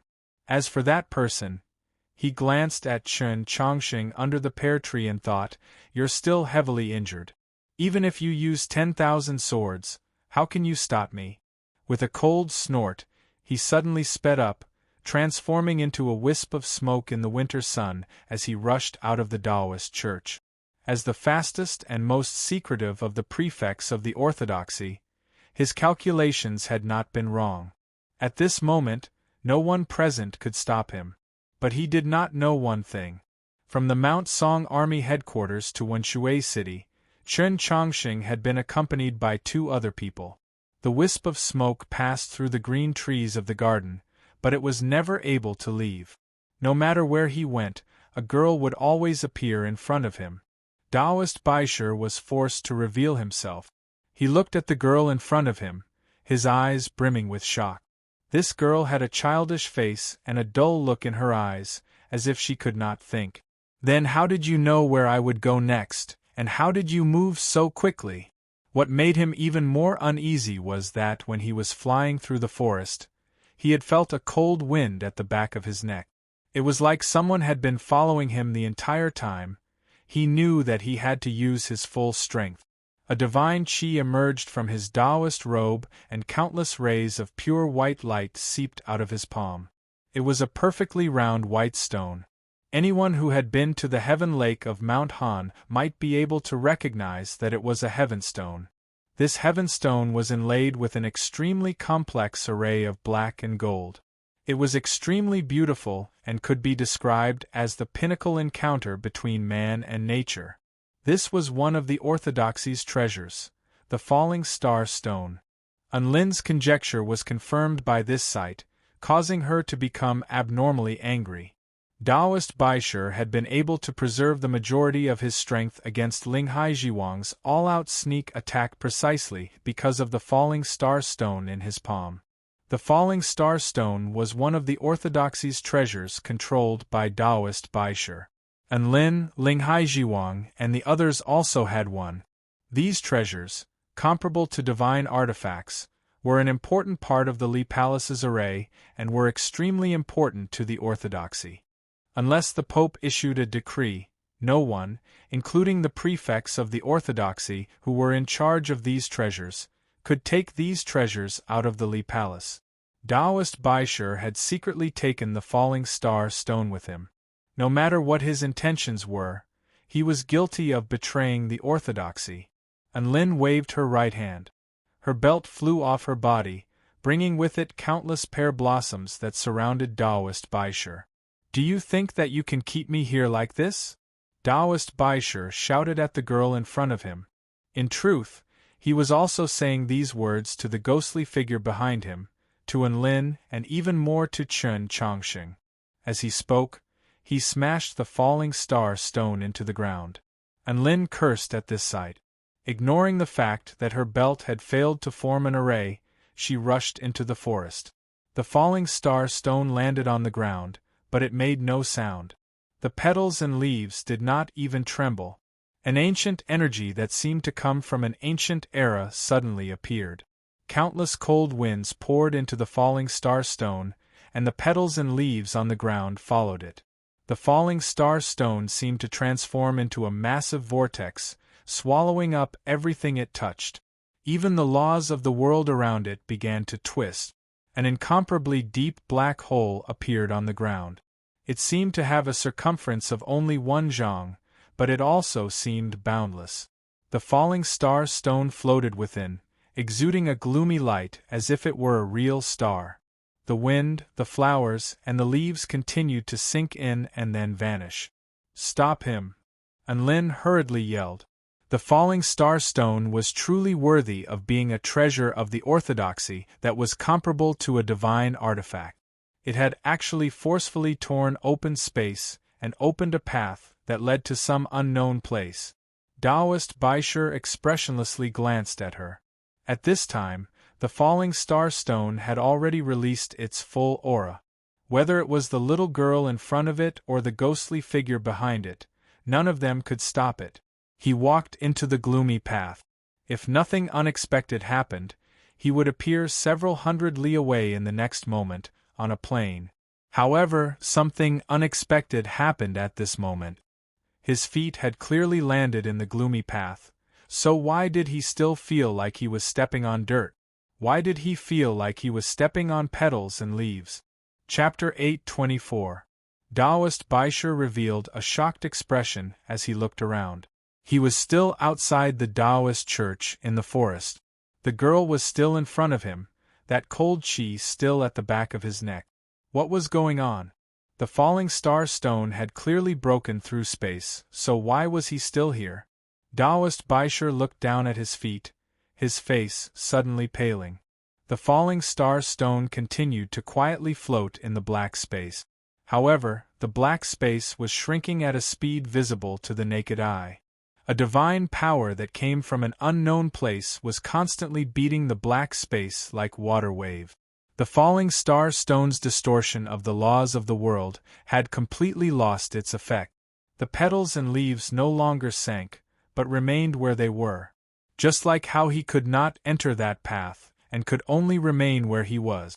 Where did this ripple-like power come from? Why was it so divine and dignified?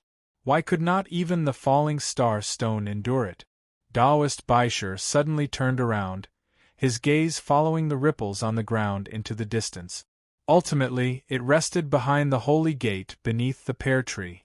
Chen Chongxing calmly stood beneath the pear tree, calmly looking at him as if completely unconcerned that he would escape.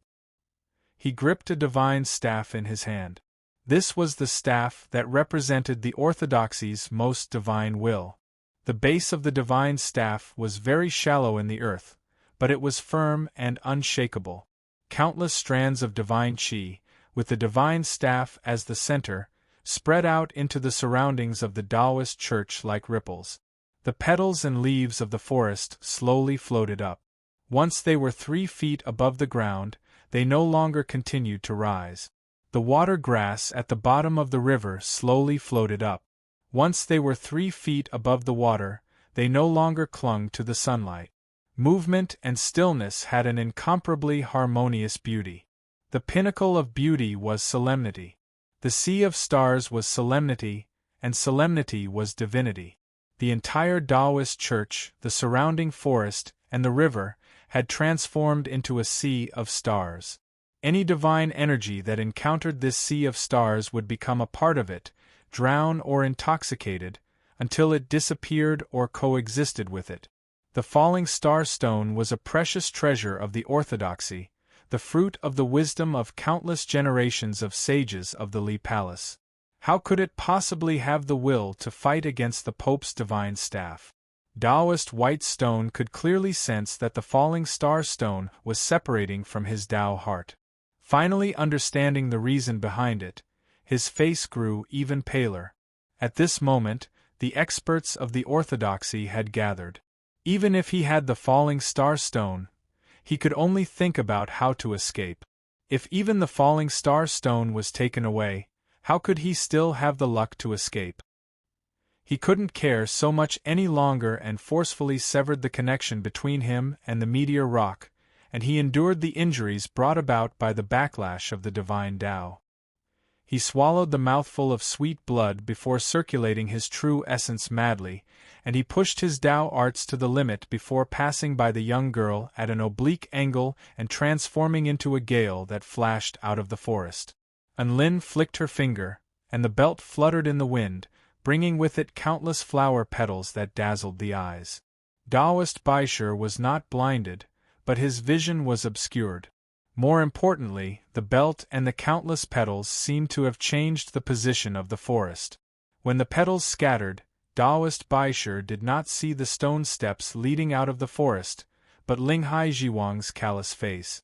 After Linghai Jiwang succeeded in his sneak attack, he quietly retreated and did not attack again, waiting until now. He would not give Daoist Baishur another chance.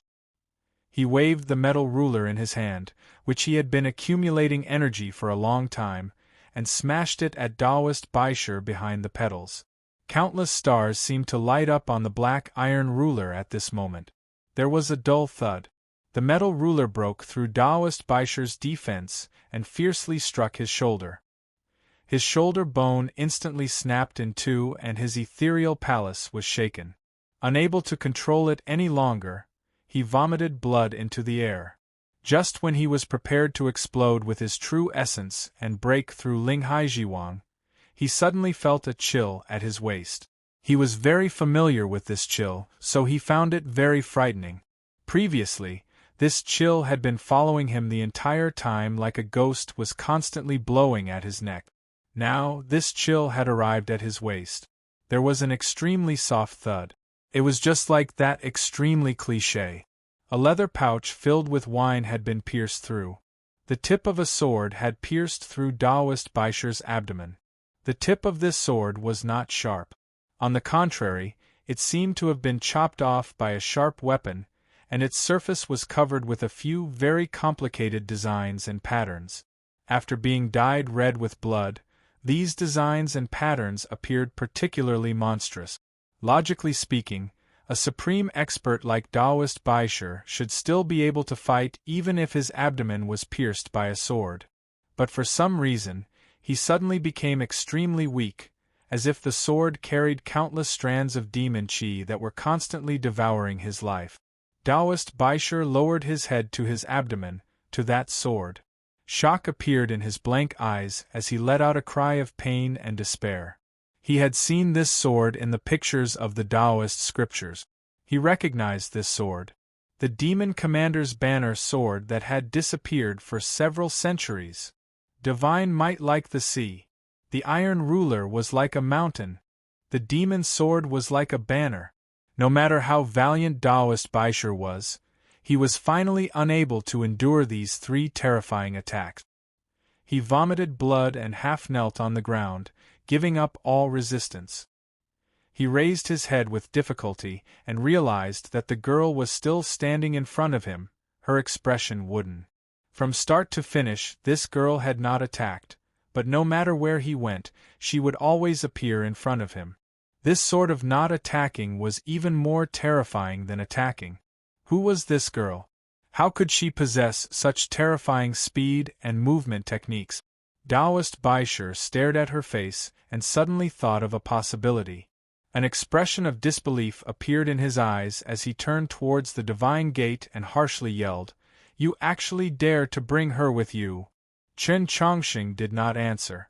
Putting away the divine staff, he softly expressed his thanks to Guan Feibai.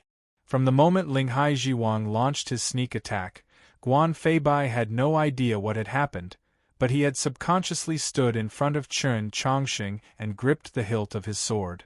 Because he knew that Chen Chongqing was still heavily injured and had lost too much blood, so he needed to be protected. At this moment, he vaguely understood something, and the hand gripping the hilt of his sword began to tremble.